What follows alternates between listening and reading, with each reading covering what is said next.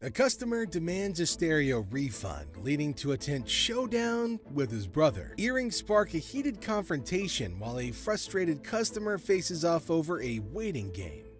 An unproven claim raises tensions and upon negotiation turns sassy, testing the limits. Lastly, a ring appraisal takes an unexpected turn when a wife discovers betrayal, turning our place into a space for some fascinating real-life stories.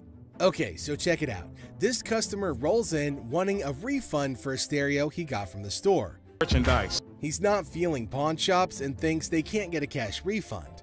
Les, the guy at the store, explains the deal, but the brother wants something better without spending more. This time, they kick him out for real, kicking and screaming all along the way. Come on, man. You don't want to be stupid. They'd eventually reached an agreement and the repair was underway, but the man decided to burst in once again to cause a scene. A woman and her friend enter with hopes of selling a set of earrings. However, things take a confrontational turn when Les, in his characteristic playful manner, tries to strike up a conversation about their intentions for the money. The woman, visibly annoyed, lashes out at Les for prying into her business, setting the tone for a tense interaction. I'm here to pawn these earrings. Okay. Trying to get $350 for them. Why do you need the money? It's none of your business why I need the money. Despite Les attempting to maintain a friendly environment, the situation escalates further. The woman vehemently rejects any inquiries about her personal life, responding with hostility. Why I'm coming in here to handle my business. That's not your business. Why I'm coming in here to do what I got to do. Les, seemingly undeterred, continues with his good-natured questioning, asking about the number of kids that she has, which only adds fuel to the fire. Then to piss her off even more. How many kids you got? I'm coming in here with my jewelry to get money. How many kids you got? She just told you. To intensify matters, Les claims to analyze the earrings, asserting that they aren't real diamonds. These aren't real? These are real. They are real earrings. They're just not real diamonds. They are. No, they're Yes, not. The revelation further infuriates the woman, leading to increased yelling and frustration. Sensing a potential physical confrontation, Byron, another employee, positions himself closer to Les to provide support if needed. That leather coat you got on. It's 1,000 degrees. Who the wears leather? As the women realize they won't achieve their desired outcome, they decide to leave, expressing their displeasure with the establishment as they do. Get her hair fixed. Classic people. Supposed to be jewelry and long. Bull ass shot. Raggedy mother. Have a nice day. You bitch. Thank you. You damn. We got this livid customer going on a rant at the pawn shop, claiming he's been waiting for 2 hours. Been here for 2 hours, man. Then they got 11 windows. You got two working. How you doing? I'm finally here, you know what I mean? I've been in the line for like 2 hours. He managed to get his HD in, but Ashley, the cool and collected employee, is keeping it professional. You'd be out of here a lot quicker if you Hold on, signed what is it. this? What is this? What is what? This ain't what he told me he was gonna give me. What did he tell you he was gonna give you? The guy's expecting $400, but Ashley's like, nope, you're getting 110. Our furious friend throws a threat like he's gonna crack heads. You're not getting 400, you're getting 110. Okay, well, you can't give me my 400. Sign that, and I'm then I'll not give you your saying money. You know what? Sir. See, you the type of motherfucker I've been caught outside and cracked you upside your head. Not cool, right? The folks at American Jewelry and Loan aren't vibing with that. Ashley's had enough, lays down the law, and says, respect or no money for you. Listen here, I'm a Go pimp. out front I'm and get a real your back. pimp. Go I'm a out real pimp. front I'll and put get you on. your back. I will put you on. Go Hold on, you don't out gotta front walk and up get on your me. But this dude, he's got some wild stories talking about women on the street doing things for him. Get your You wanna talk to me? You gonna talk to me with some respect. I got more women on the street out here hustling, doing things for me every night, every. Well, security's on point, keeping him at bay while he's still talking big. Y'all can't kick me out of here. Oh boy, someone's day at the pawn shop just hit a speed bump. Off this motherfucker, man. You feel what I'm saying? I know you just doing your job, big dog, but I drive with BMW. Sometimes even Rick makes a mistake, and the great Harrison is not at all happy about this one. A captivating scene unfolds as Bill strides into the store, his presence immediately catching the attention of the Pawn Stars crew.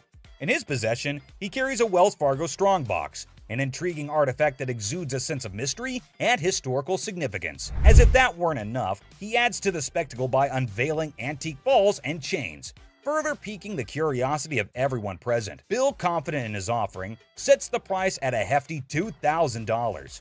A sum that raises eyebrows and sets the stage for a fascinating negotiation. We got a Wells Fargo strongbox and some antique ball and chain. Okay, you do have a... The anticipation builds as the Pawn Stars team contemplates the value and potential of this unique collection. Will they be able to strike a favorable deal that satisfies both Bill's expectations and their own interests? With his vast knowledge and years of experience, Rick's expertise comes to the forefront as he steps into the bargaining arena. Determined to navigate the deal without relying on external advice, confident in his abilities, he draws upon his extensive understanding of historical artifacts and market trends to assess the true value of Bill's offering. Rick's sharp mind is like a well-honed tool, dissecting the details and uncovering the hidden gems within the collection. As the negotiation unfolds, his eloquence and persuasive arguments come alive, revealing a masterful display of wit and intellect. Rick's knowledge becomes a formidable weapon, allowing him to strike a delicate balance between fair pricing and maximizing the potential of the transaction. It's a testament to his experience and a showcase of his ability to thrive in the world of bargaining, showcasing the power of a sharp mind in the pursuit of a favorable deal. electrically welded. See how these have arcs from an arc welder? Sure, okay. Okay, and my other big concern? As Rick utters the phrase "other concern," a flicker of suspicion dances in his eyes, indicating that there may be more at play than just the handcuffs. His discerning gaze scrutinizes the items within the Wells Fargo strongbox, sensing something amiss. What could it be? A forged antique? A replica masquerading as a genuine artifact? The anticipation mounts, and the negotiation takes an unexpected turn as Rick dives deeper into his investigation. Determined to unveil the secrets concealed within the box, Rick further adds that the box might actually be real, but the stuff in it is absolutely not. So that made him a little concerned about it, to which the man explains that the stuff was not in the box. He just kept it all in there. You always see a Wells Fargo strongbox in an old Hollywood Western, so this will definitely get a lot of interest from collectors. The bargain started at $1,200, but hey, we know Rick. He is damn good at bargains. He finally sealed the deal at $450. But obviously, we need a piece of expert advice over here. Mark, the man with all his knowledge and his beard, is called back to the store. Have you already bought this? That sounds bad. Mark further tells Rick the bad news. It was a complete fake. Damn it, Rick. Looks like Harrisons get pissed off on this show. But hey, another day, another lesson to be learned, right? Kicking off with this episode, which is sure to give you quite a jolt. Hey, how's it going? The episode just starts with a casual conversation between Rick and an old man. But look what he's got! Yes, my friends, you just laid eyes on an 1884 Colt that was used in the Wyoming Range War, also known as the Johnson County War. Goes with it. There's nothing like a good book after a good shooting. That's what I always say. And not to forget the book that comes with it. I mean, you gotta keep the rare flock together. Rick, as usual, begins his quiz, asked a whole lot of questions before investing his money into something that a normal person would have bought in a heartbeat. So how exactly did you get the gun? My father got this from the great-great-granddaughter of Fred Koch. Are these many questions ever asked while I go to sell something antique? Maybe. How would I know? I've just gone to the shops to buy something, never to sell anything. But wait, it seems like he practiced it the whole night, answered all the questions like a pro. That man did better than the rest of us would do in our lives. Tough college times. Wait, what did my eyes just witness? Rick narrating the whole Wyoming Range War story. Basically, large cattle barons feuding with really small cattle ranchers. The small guys were stealing cattle. It felt like a whole history lesson to me. I must say, Rick does have some insane knowledge about antiques. The way he narrated the whole thing was nothing less than an informative history class. Not gonna lie. Moving further, we see Rick's intelligence as he checked all the details provided on the document just like a professional would. This is a 45 caliber. This is a 45 caliber. It's a 5.5 inch barrel. That's a 5.5 inch barrel. With this line, when you throw on a personal story that actually ties a cowboy to a gun, that's the kind of thing collectors love. I can see he clearly knows how to hit the proper note. But when you throw in a personal story that actually ties a cowboy to a gun, that's the kind of thing collectors love. Without a second thought, the man quoted $55,000 for the gun. What do you think? Are Rick and the old man on the same page? Well, for you to know that, you have to continue watching. I'd like $55,000. 55,000? And obviously, before getting such a huge amount out of his pocket, he wanted a second opinion on the matter. for which he called an expert. Get someone down here, he'll tell me if it actually belonged to this guy. To be honest, I really don't get it. How can one identify if it's original or fake by just looking at some words written on a piece of paper? Anyway, who am I to say anything? What we have here, it's really hard to make that connection. Some facts were served right there. Like clearly, who else if not Rick would know more than for how much something like that goes in his shop. And you know, Pawn Stars is all about who bargains best to make the most profit. So let's see who gets to cut the cake tonight. And just when he thought things couldn't get crazier, Rick dropped the price and set his bet to $1,500. And all that effort went to waste right in front of your eyes. Yeah, I'm just not gonna be able to do that. I think maybe I'll see if I can maybe get some more Providence. That was pretty obvious. No one would want to sell an antique for this measly amount of money. Definitely not a very profitable deal. And with that deal went flying Rick out of Rick's hand. Pink coat. The woman swaggers into the pawn shop, yelling that the pink coat is hers. Guess who she encounters for the argument? That's right, it's Les. Well, Oh no, she's done it now. What could happen to her after upsetting the big dog? Let's find out. What would you do if a man strolls into your shop with a massive bag? Obviously, you can't wait to find out what's in there. This is what this sneaky guy did. Man, this is my bag. okay. What's in it? Tell me what that means, because maybe I don't understand what you're talking about. Looks like the man had a top secret mission with this bag. He didn't let anyone unzip it. In my opinion, he's a freak. See for yourself how the whole scenario went down. You can't bring in a big bag into a business and not expect to have it searched. Oh my God! My man! Oh my God! What the hell? Wow, that was unexpected. I can't believe what just happened. I might need a moment to process this. It's not something any of us were prepared for. So I'm just gonna let things lie. If I see anything on the news, I'll report that he was here. I saw that. For all I know, there's a half-naked man in a gold G-string running around the streets of Detroit. Only Two men come into the store and make the weirdest purchases. While Les is happy to make sales, his curiosity gets the better of him. You certainly won't believe what these men want with these items. I was looking at the chainsaws over here. we have chainsaws. Can you make us a deal on both of them? Sure I can. So what's all this stuff for?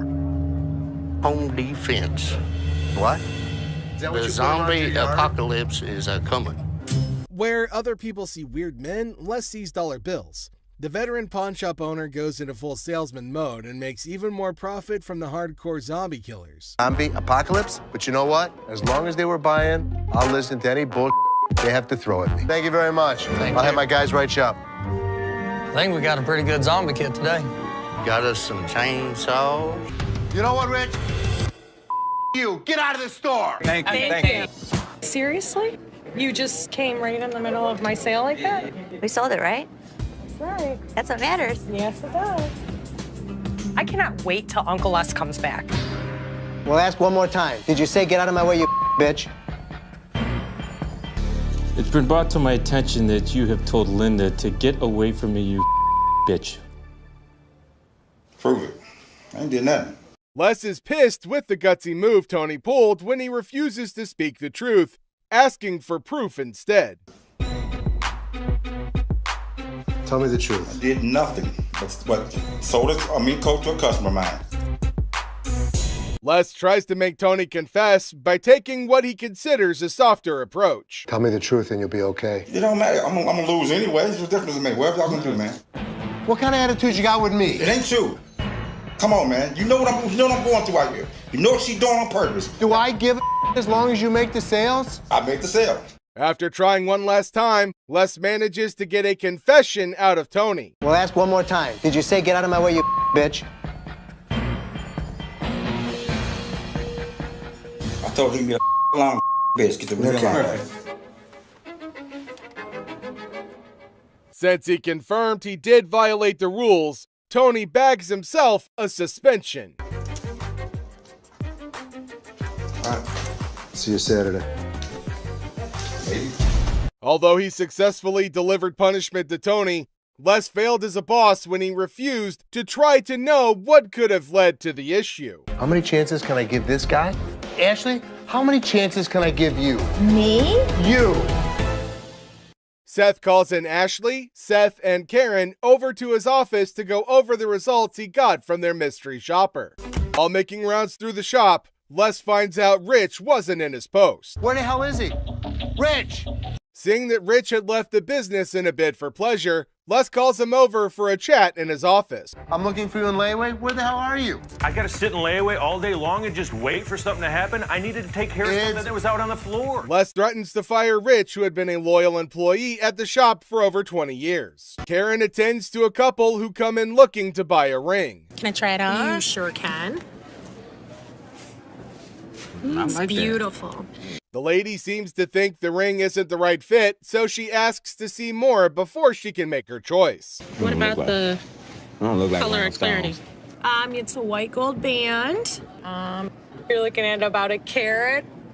Karen, being as helpful as she can, tries her best to give the details of the ring the lady picked.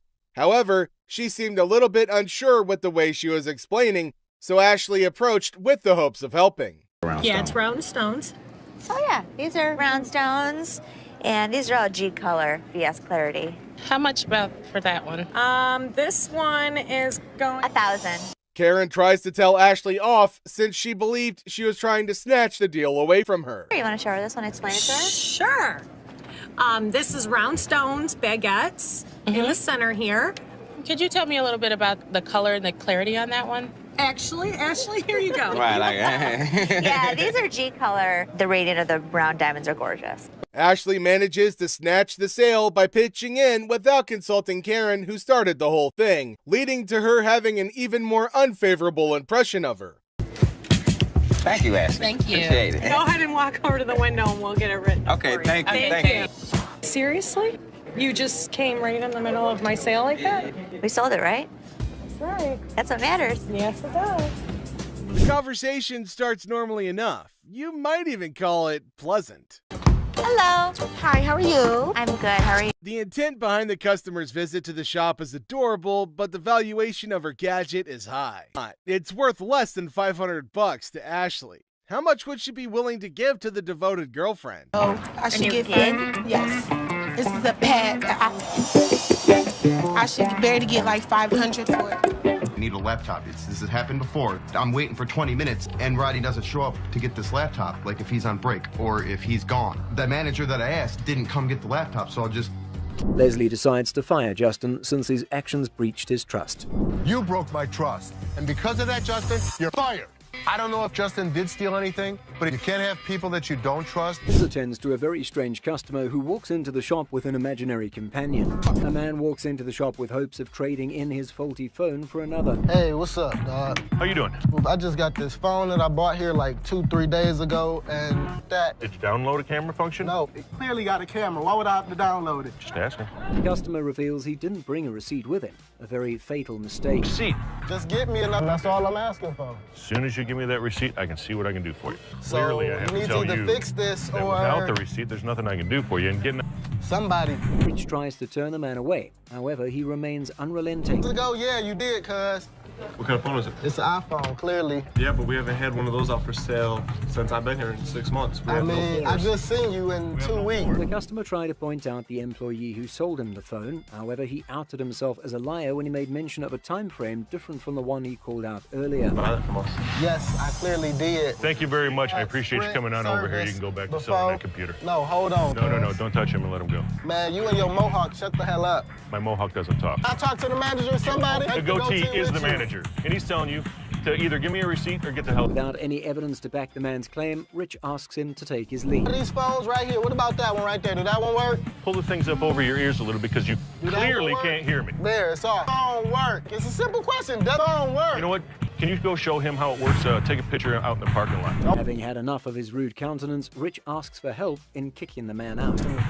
Okay, just don't touch me then. I'm gonna be back. I'm coming for my money. Clear? Send me a picture of the receipt for... Clueless heist hijinks. Well, howdy there, folks. We've got a Lone Ranger in the pawn shop, sipping on his secret drink like he's the king of mystery. Little does he know, he's the star of a hidden camera show. Talk about being clueless and camera shy. Hold your horses. Looks like our man might be plotting some grand heist, doing his best Sherlock impression. He's scouting the joint, probably trying to find the perfect spot for his not-so-genius plan. But wait, he's still in the game. What on earth is he searching for in the pawn shop? Maybe lost treasure for his car keys? The suspense is killing me. Oh dear, he's now at the other counter. This fella is like a headless chicken wandering around without a purpose. Somebody give him a map or a snack at least. Buckle up, folks. Our wannabe detective just upgraded to a full-blown thief. Watch him waltzing around planning the perfect crime, and bingo! He pulls off a smooth exit, leaving the scene like he just won a game of hide-and-seek. Hold your belly laughs. Our genius thief is back on camera, sneakily hiding his loot in his trousers. Smooth moves, my friend, smooth moves. And there he goes, strolling out of the pawn shop like he's won the lottery. Thinks he's the mastermind of the century, leaving behind a trail of stolen goods and a whole lot of laughs. What a character. Antique computers. Have a good day. You man. Wonderful. Thank you so much. You too. Two tech-savvy grandpas strut into a pawn shop, seeking a fortune for antique computers. Instead, they're hit with a vintage rejection. Bastards, you can't give me a dime for... Oh, man. When one grandpa clumsily breaks a computer, he pulls a move straight from the sitcom handbook. Accidental comedy at its finest. Now you should have that. Put it in the... Oops, one grandpa accidentally smashes a computer, blaming the seller. He theatrically tosses it toward the dumpster, thinking it's a mic drop moment. The seller, the true comedy connoisseur, chuckles at the failed dramatic exit.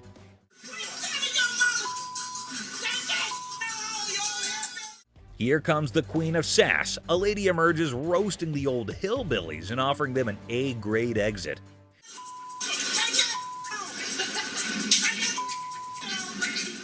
She declares her reign over Detroit toughness and leaves them pondering a future career in comedy security. Cue laughter. Exit stage left. Ex-couple. Hello. Hi, how are you? I'm good. How are you? I'm fine. I'm actually looking to pawn these 2 watches. In a pawn shop, a young couple walked in to sell 2 watches. Ashley, the shop owner, greeted them. You guys dating, married? Was engaged, but not anymore. When she asked about their relationship, the boy explained they used to be engaged, but are now exes because both of them cheated on each other. Okay, so you want to sell them, correct? Yes. And how much were you looking for? Despite their turbulent exchange, Ashley inquired about the watch's value.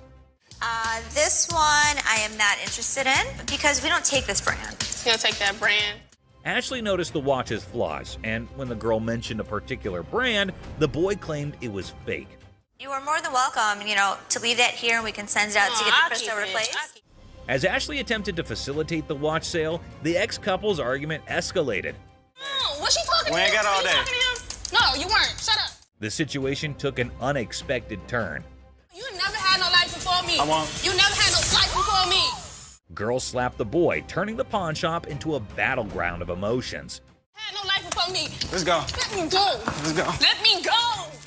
The situation escalated post-slap as the boy, fueled by anger, forcefully dragged the girl outside. I walk outside and the lady comes back for her watches. I wish you luck. Ashley returned the watches to girl by going toward them and wishes them good luck. Shark costume.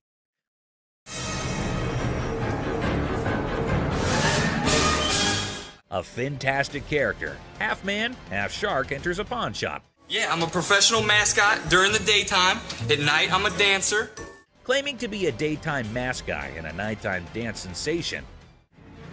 $800, that's all I want.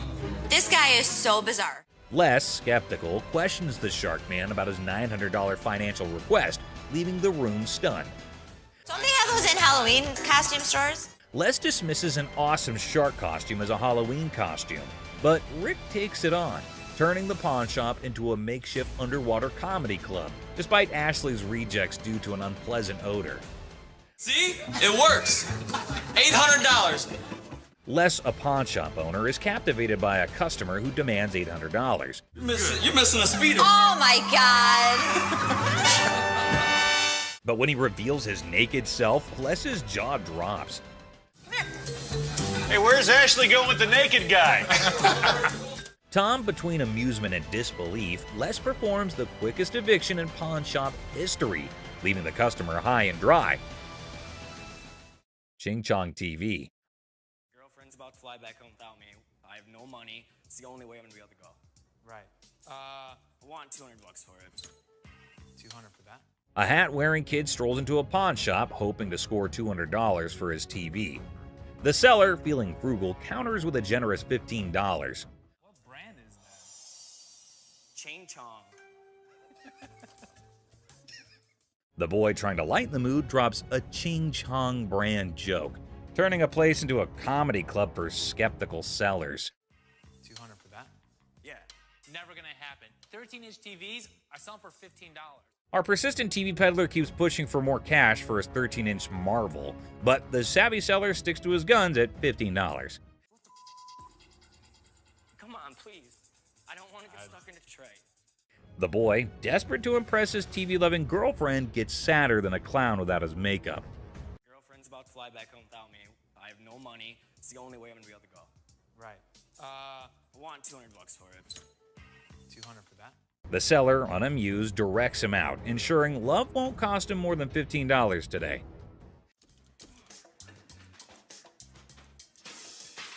In a fit of frustration, our TV tosser storms out, giving the shop a kicking and throwing his TV into a dumpster like it's a basketball shot gone wrong.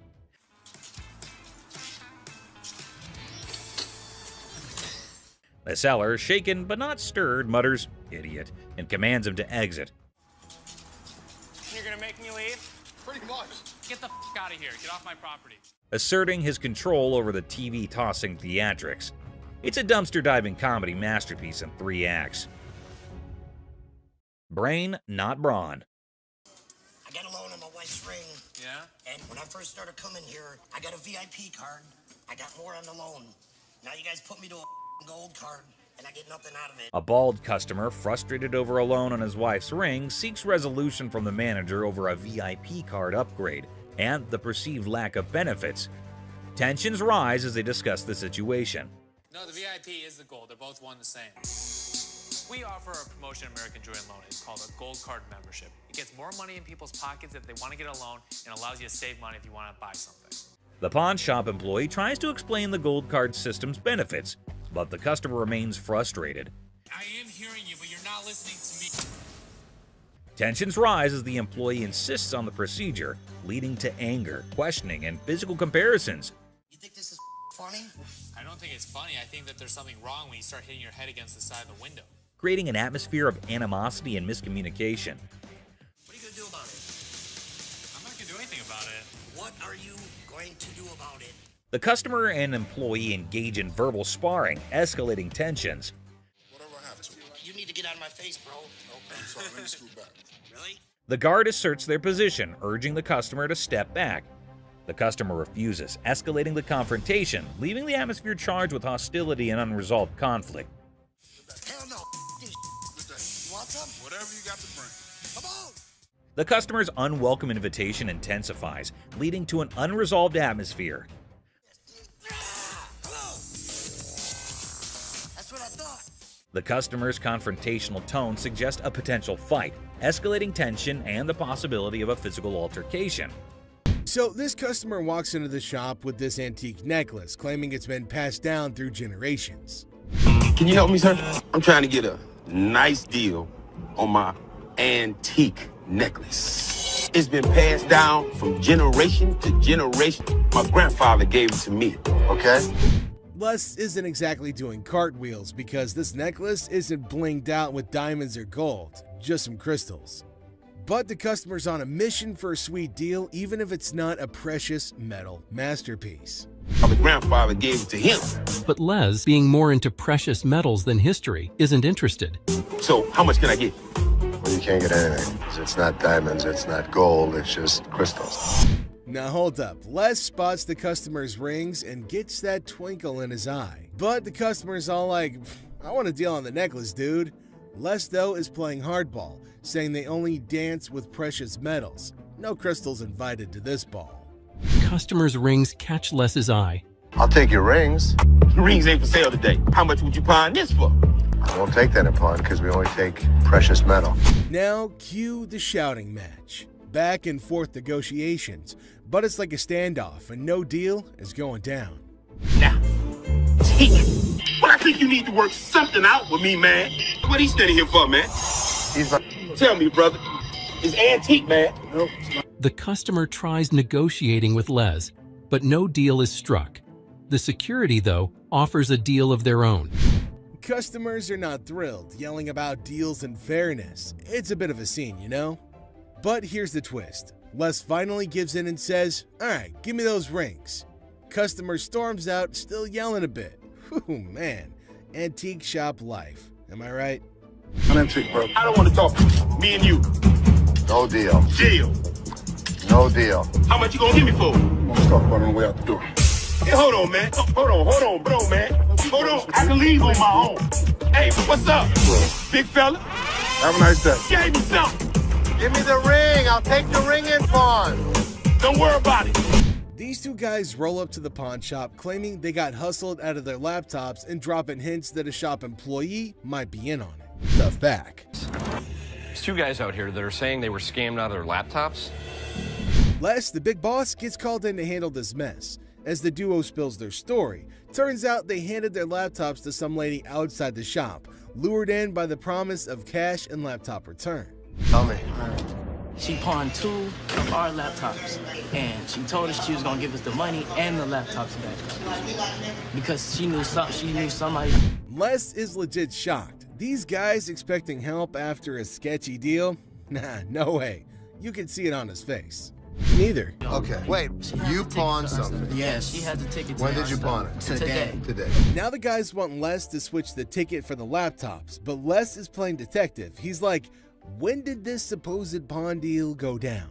Today, they claim. Les smells something fishy and wonders if his employees are pulling a fast one, out of his way to help them. That's what we were trying to contact the owner because we want. I am the owner. I'm just trying to switch the ticket so she can't have them. You can, it's in her name. Legally, Les says the laptops belong to the lady. He can't just hand them over. The guys are desperate, suggesting a name switch on the ticket, but Les is like, nah, those laptops are technically hers.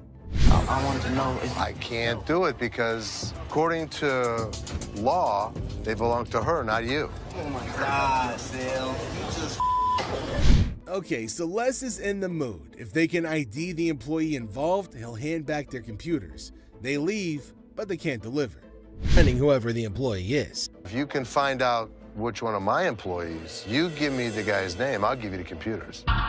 Find me out what I need to know, I can make magic happen.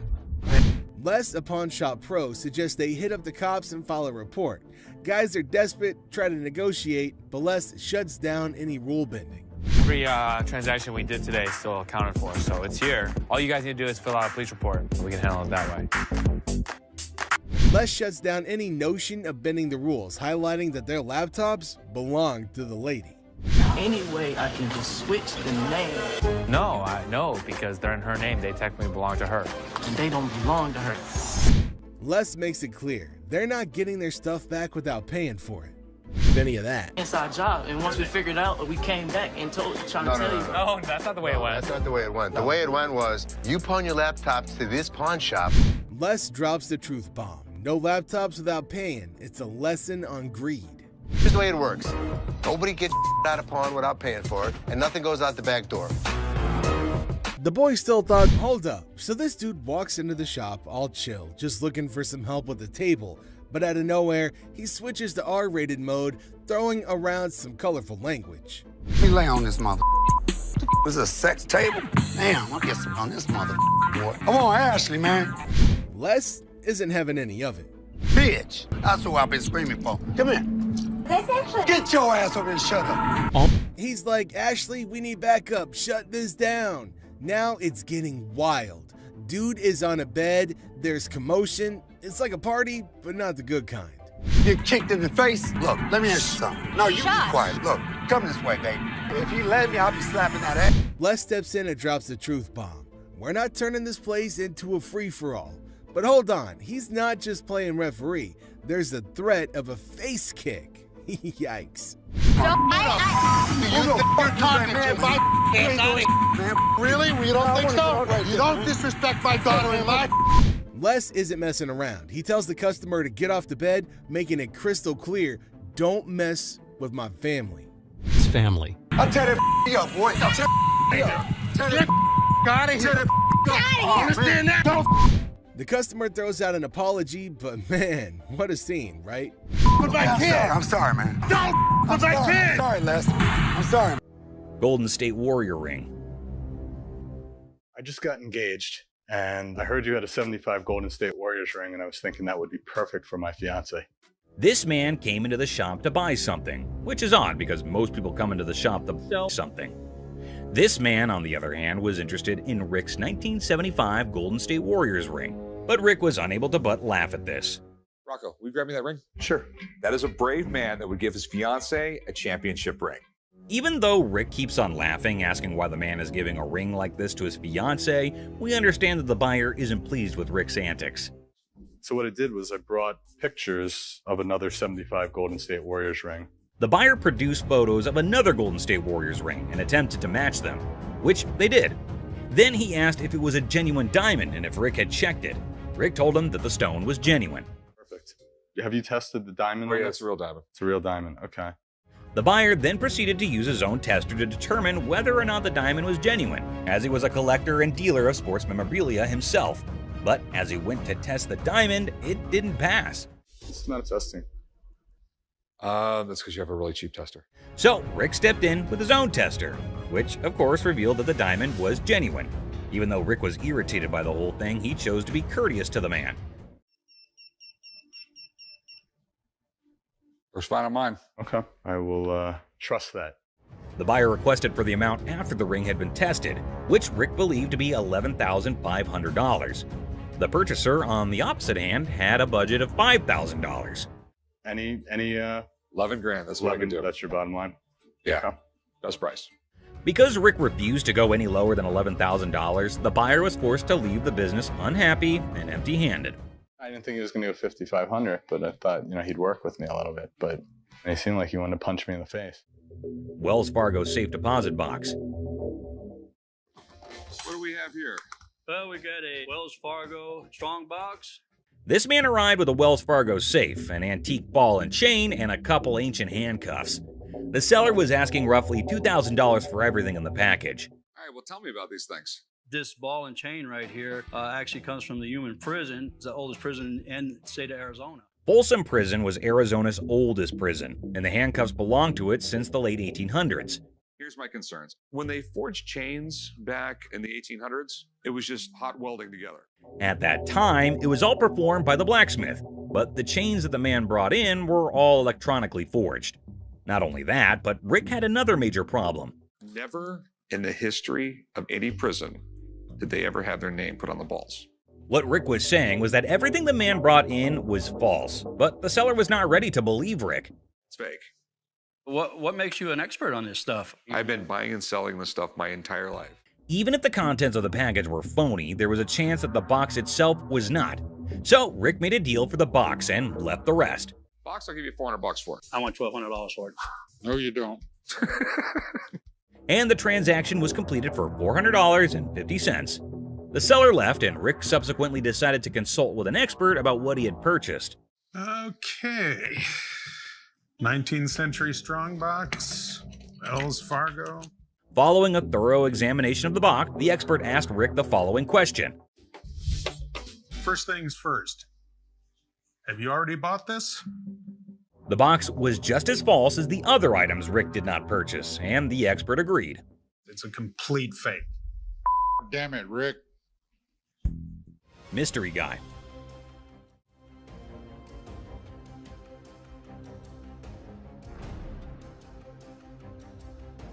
Right there. Here they come again. Hang on to your hats, folks, because we're diving into one wild tale. Picture this, a mysterious dude looking like a secret agent casually strolls into a pawn shop, acting like he owns the place. The shopkeeper, eyes wide open, can't help but stare at this walking enigma. I mean, who wouldn't? He's like a riddle on two legs. Now brace yourselves for the craziness escalates. Our mystery guy isn't flying solo. He's got not one, but two ladies in tow, a trio causing a ruckus. They swagger up to the counter, and out of nowhere, the guy dramatically declares that the ticket he's waving is faker than a rubber chicken. Everyone in the shop, imaginary files included, gasps in surprise. Her on the ring, or get the ring back. She's got a receipt. Let me explain right to here. you. This is a counterfeit ticket. Hold on to your giggles. The shopkeeper, smelling something fishy, turns into a detective. With a sneaky grin, he tells the trio to chill and confidently says, "I'll prove it's a fake." The suspense builds as he brings out the real ticket, examining both like he's some ticket art connoisseur. This is the amount of numbers that are here. Okay. Number 2 is state law mandates. Hold on to your funny bone. The shopkeeper spots the differences quicker than yelling "fake alert" with a big old grin. He declares, "Nice try, folks, but your ticket is faker than Monopoly money." Cue the imaginary mic drop in the background. But whoa, Nelly, the trio isn't throwing in the towel just yet. They get into an energetic discussion, pointing fingers, thrashing arms, and hollering as though they're contending in a yelling challenge.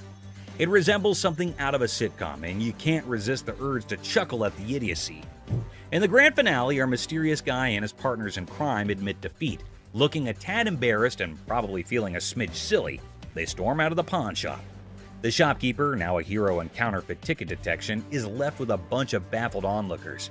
And there you have it, a hilarious adventure that's weirder than fiction and funnier than a clown on a unicycle. Comedy gold, my friends, comedy gold. In another scenario, a woman, believing her husband pawned her $5,000 wedding ring due to financial struggles, approaches Ashley seeking its return. I was doing my husband's laundry this morning, and I pulled his wallet out. There's a pawn slip from you guys. So I put it back in his wallet. However, lacking a pawn ticket or any proof of ownership, the situation becomes complicated. Ashley, empathizing with the woman's plight, requests a police report or any documentation to validate her claim. The woman refuses, adamant about not involving the police, and tensions flare. I get why he did it. I just want to come in, pay for it, and get my ring back. Did you make a police report? No, I didn't make a police report. The hell am I going to make a police report for? I'm not going to call the cops on my husband. I'm coming to you to get my ring back. Facing an impasse, Ashley is compelled to ask the woman to leave.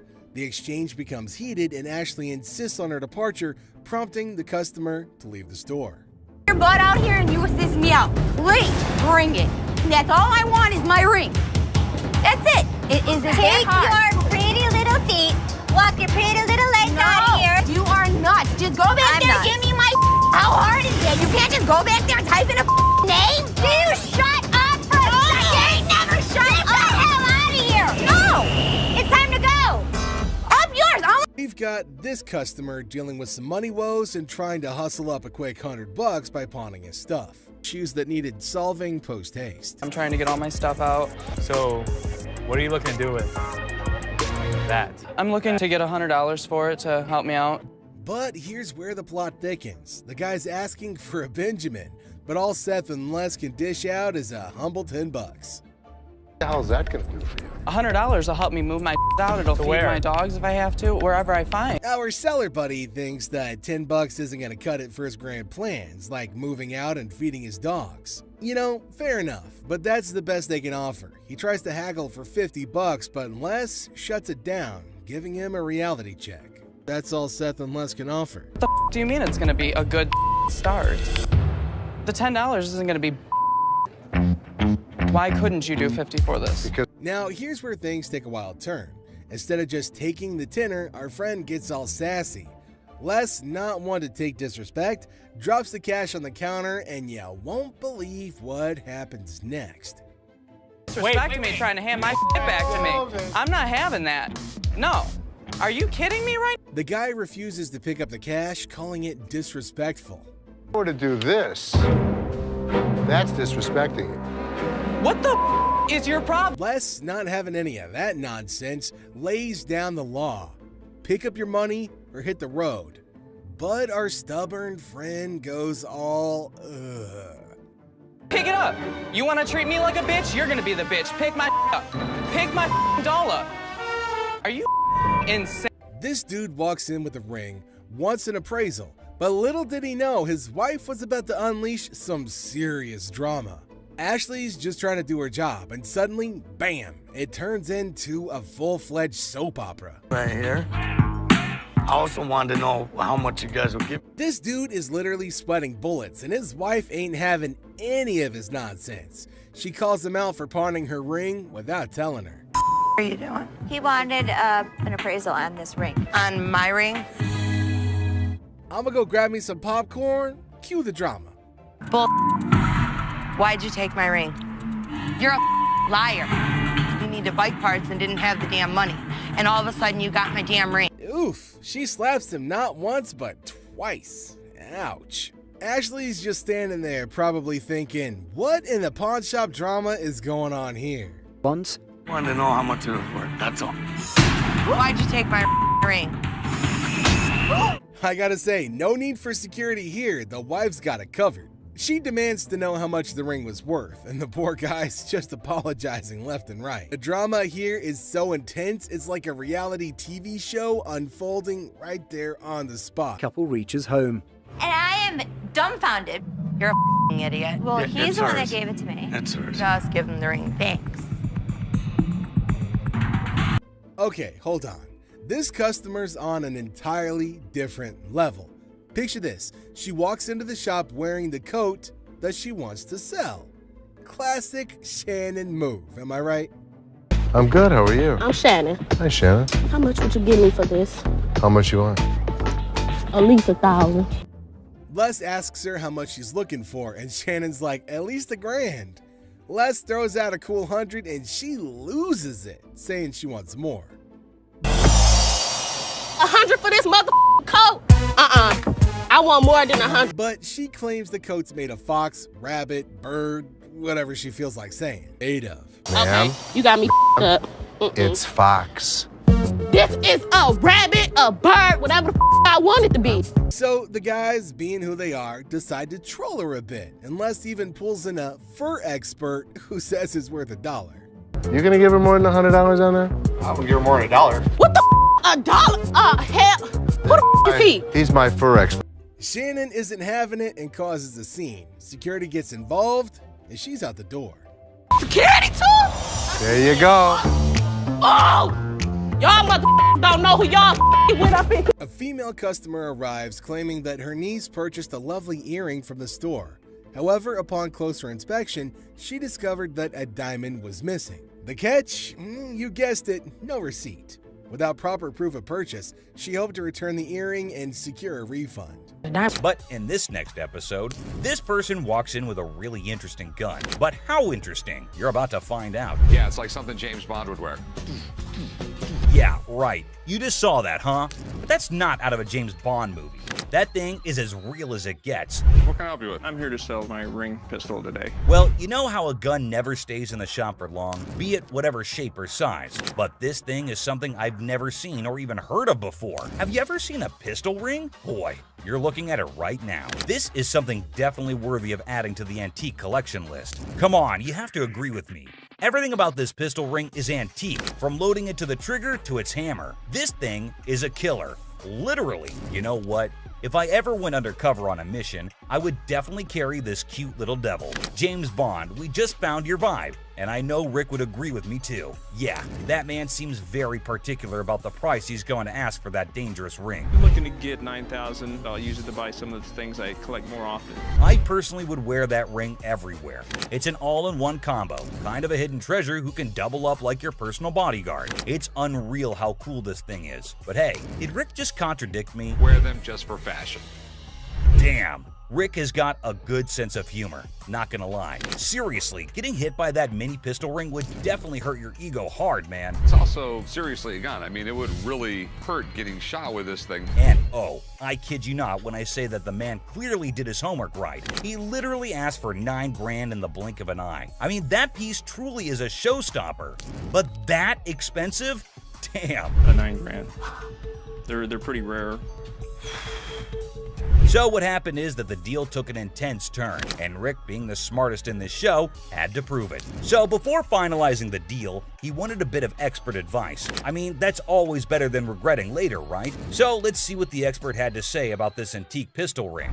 The European gunsmiths, they were making all kinds of little weird things. This is the Imperial Protector. Basically, looks like this tiny mean machine has taken down quite a few people in the past. So it must cost a bomb. But let's hear it from the expert himself. For $11,500. Okay. Thanks, Tony. I really appreciate it. Whoa, I never expected that. $11.5K? That's crazy. And just look at the size of that thing. That thing is golden for sure. But as you know, Rick plays by his own rules, and I'm curious to know what he has to offer. I'll give you $3,000 for it. No, can't do it. Okay, so Rick is trying to settle the deal for $3,000. But bro, that's like not even half the price the seller asked. Do you think the man will accept the offer? For someone who knew a great deal about the pistol ring, I don't think this man is gonna budge. But Rick wasn't ready to give up or give in as yet.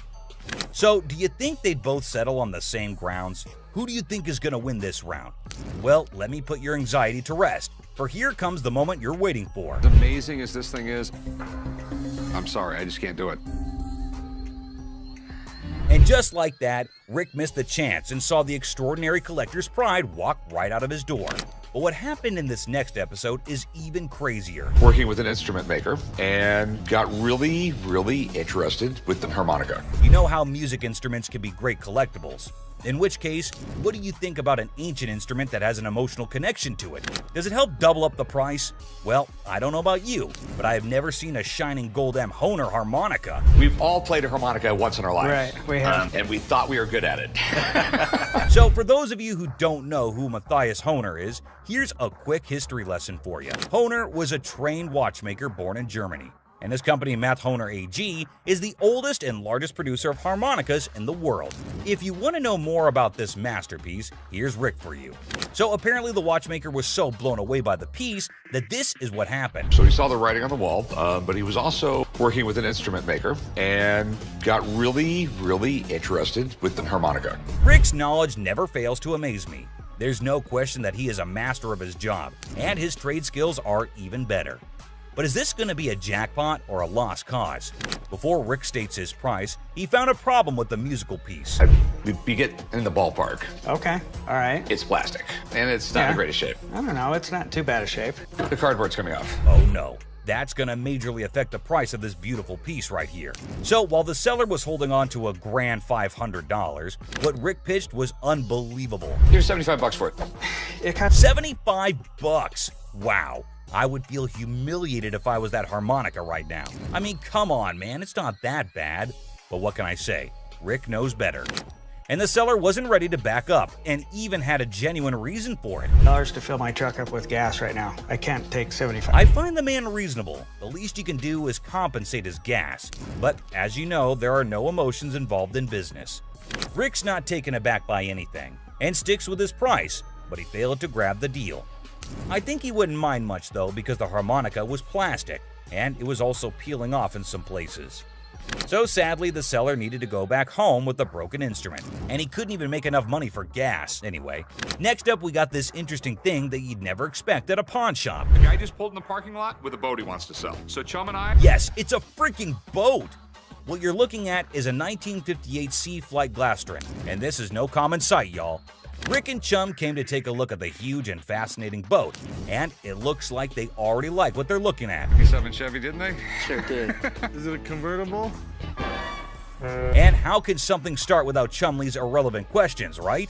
Like always, he was more worried about the boat being convertible or not. Well, Chum, you definitely cannot expect everything to be fancy, okay? Despite that, I can't help but love Chumley's confidence. Meanwhile, the seller has made up his mind to demand a hefty $10,500 for the boat.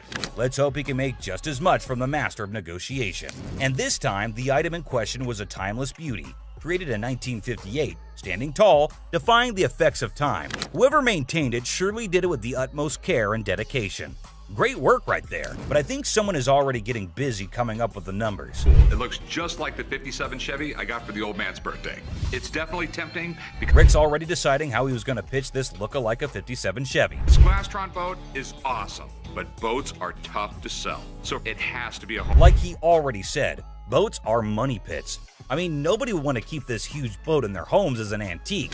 Quite rare, as the word suggests itself. But this seller is definitely giving Rick tough competition. With all that USP knowledge he was throwing about, he came in here ready to face the pawnbroking world. Do you know why? Because it was a little 17-foot boat. No, because it was fiberglass. No more wood boats. Wood boats were moving out. But what happened next was totally unexpected. 10-5. In an unexpected turn, the owner of the boat bravely revealed a startling price tag, $10,500. Wow, that's crazy. What do you think Rick is gonna do? Will he buy it or break it? I don't even want to make you an offer. There's too much work that's got to be done for me to make anything. Did you see that? Rick didn't even make an attempt to convince the donor to accept a lesser price. But that's exactly what the show is all about, expecting the unexpected. Good day, sir. Have a good day, my man. Yes, sir. Oh, mother. Oh, man. Who the you calling him? Really? You the ugliest two sisters I've ever seen in my life. Check out the wildest, most intense moments on Hardcore Pawn, where customers and staff bring the heat. And also get ready for some serious craziness at the pawn shop. Just another day at the pawn shop where we've got a mix of decent customers and, well, some pretty pathetic ones. Take this guy, for example. He may seem all laid back, but is he really? What you got here? That's a watch my grandmother gave me. Wow, this dude received a watch from his grandma, which is pretty sweet, right? But here's the thing. He's convinced it's solid gold and expects a fat stack of cash for it. Well, let's hook him up with the amount he's hoping for. Let's find out. 500. The problem is the metal on it is just stainless steel. Well, the metal on it is just stainless steel, so that's disappointing. But how will this guy take it? Yeah, you see this discoloration on the side? No. You don't see the rose? Whoa, hold up. This dude just flat out rejected it without even taking a peek. Talk about a major red flag, am I right? Less than explain. In between the links were gold plated. The gold plating had rubbed off. The watch had no value. And then this guy's like, can I get someone else to check it out then? Because Les shut down his hopes of getting any cash. Whoa, okay, Mr. Expert. This dude is seriously not happy about it. Value. It does have value. How about your chain? You want to pawn me your chain? Anyway, being the sweetheart that he is, Les brings in another dude for a second opinion, just to be fair. But what happens next is totally mind-blowing and straight up disrespectful. Brace yourself for this one. It's gonna shock you. Does this bozo know what he's doing? Well, I wouldn't really call him names. Seriously, this dude needs to chill and get a grip. I mean, who does he even think he is? Anyway, from that point on, things started spiraling down, and honestly, it's for all the right reasons. 500. Nothing. Stop being a bitch. Now, Les ain't about to tolerate any disrespect, and nobody should. And this jerk is about to experience a dose of his own medicine. And let me tell you, it's not a pretty sight. Check out what Les has in store for him. Give me my mother, man. Come over here and pick this bitch. Oh man, this dude is about to get serious flipping off, I kid you not. You know what goes down with idiots like him? They're in for a rude awakening. You, get him here. Let's go, my man. Have a good day, sir. Have a good. Gotta admit, that was seriously hilarious. What did Les have to lose? Nothing at all. But this guy, oh yeah, he got exactly what he deserved. The man just couldn't stop with the curses. Sir, let yourself out. Let yourself out. Oh, you think this was intense? Well, hold on tight because you haven't seen anything yet. So this dude walks in, right? And he brings in some equipment, no beating around the bush, and straight up expects a cool $100 for it. Can you believe that? Like, I'm trying to get at least $100 for it. $100? Yeah. I won't even be able to sell it. Well, the guy just flat out tells him that there's no way he can cough up $100. So the customer's disappointed, but hey, at least he's keeping his cool, right? So how much can you give me, man? $20? Well, we're clueless about what this dude's gonna pull off next. But hold up. Seth comes swooping in to handle the situation like a boss. Let's see how he tackles it. Sitting on the back? Do you know what it is? It don't matter how many you sitting on in the back. Because then I can't. Well, things are seriously heating up, and it's turning into a real mess. Seth tries to talk some sense into the guy, but he's just not cooperating. And instead, he's shouting like there's no tomorrow. Dollars for this. You paid $200 for that, I overheard? Yeah, I mean, really, you paid $200. So Seth breaks it down for him, saying it's not even worth $100. But this dude is now causing a scene, making a big fuss that's grabbing everyone's attention, to be honest. I'm trying to get money for it. I've been waiting in this line for an hour.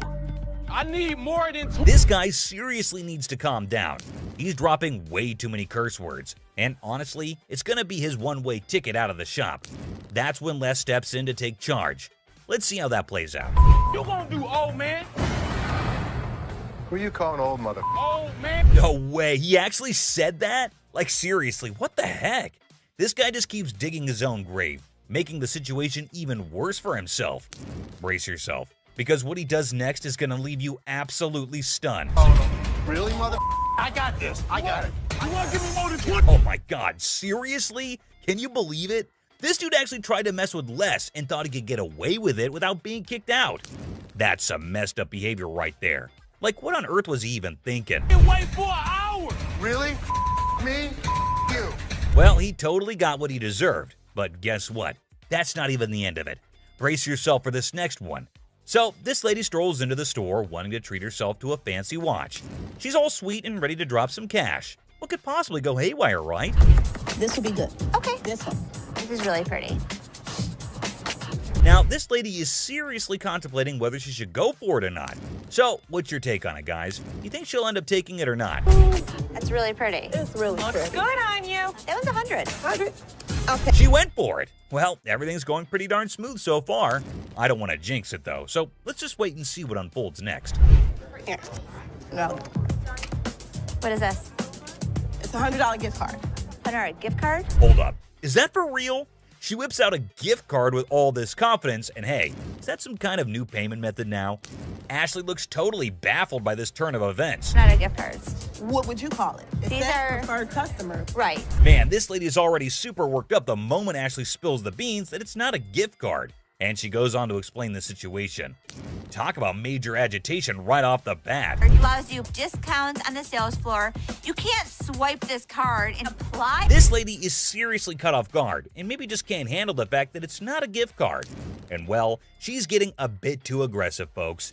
You know, the kind that usually gets shown the door and tossed out of the shop. Turn around and swipe it, okay? There's no swiper on this. So you telling me I'm I losing? gotta say, this lady is giving me some major secondhand embarrassment. I mean, it's crystal clear that the card cannot be swiped. Like, come on, that's basic common sense.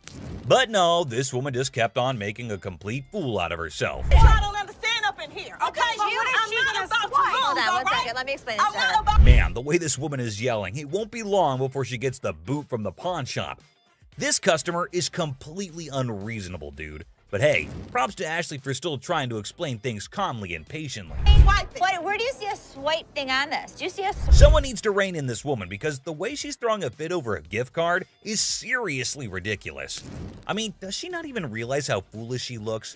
Just look at her, still going on and making an absolute spectacle of herself. Somebody want to buy a preferred gift card? There's not $100 on it. There's no. Man, people can really lose it sometimes. It's wild.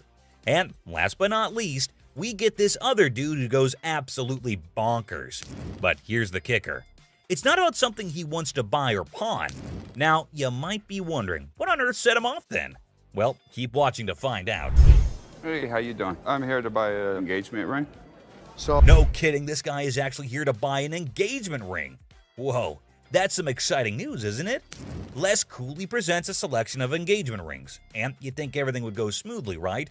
Well, except for the blaring car horns outside, because of course, nothing can be too easy. Oh, damn, so that's the reason for all the honking? There's a massive truck just sitting smack in the middle of the parking lot. Now, take a wild guess. Whose truck do you think that might be?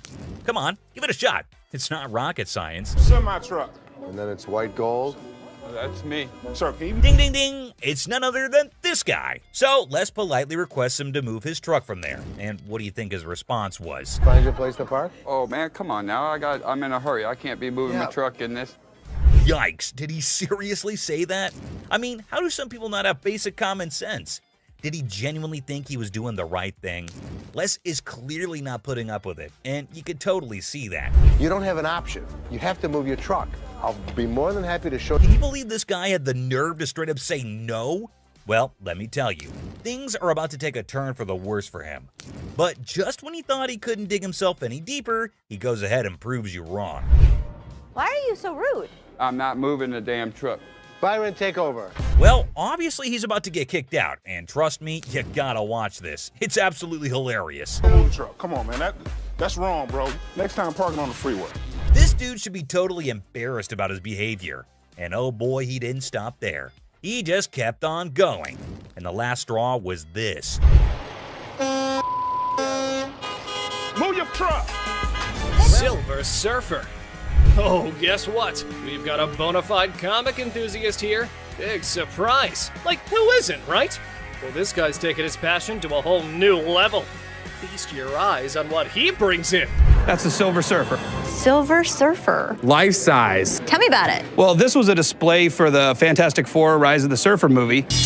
They made 1,500 of these, and plywood board. It is wrapped in a vac metal plastic wrap. Oh, what a shocker. It's a collector's item. But hold up emotions, people, because it's got a price tag. I'm not sure if the experts are going to agree. Well, online, these things go for $3,000. Actually, Silver Surfer was voted in the top 50 recognizable comic book heroes in America. I mean, I really went $2,000 for it. I am willing to buy this from you for $500. Hey, genius. If you're after that dream price, maybe hit up a comic store. Selling your treasure trove at a pawn shop? Yeah, real brainiac move here, buddy. 900 bucks. That's it. I think I'm gonna have to walk. All right, well, it was a pleasure. We're gonna go surfing on home. See you later. Custom-made electric chair. Folks, take a puff. We've witnessed all sorts of weirdness at the pawn shop, but this fella's cranked it up a notch. Check out his wild sell list. So tell us a little bit about him. We have Halloween retail stores. This is a custom-made electric chair. There's a whole show if you guys want to see it. Come Sure, here. go ahead, show us. Hell yeah! I'm really into this kind of thing. This might be the new feature at my house on Halloween.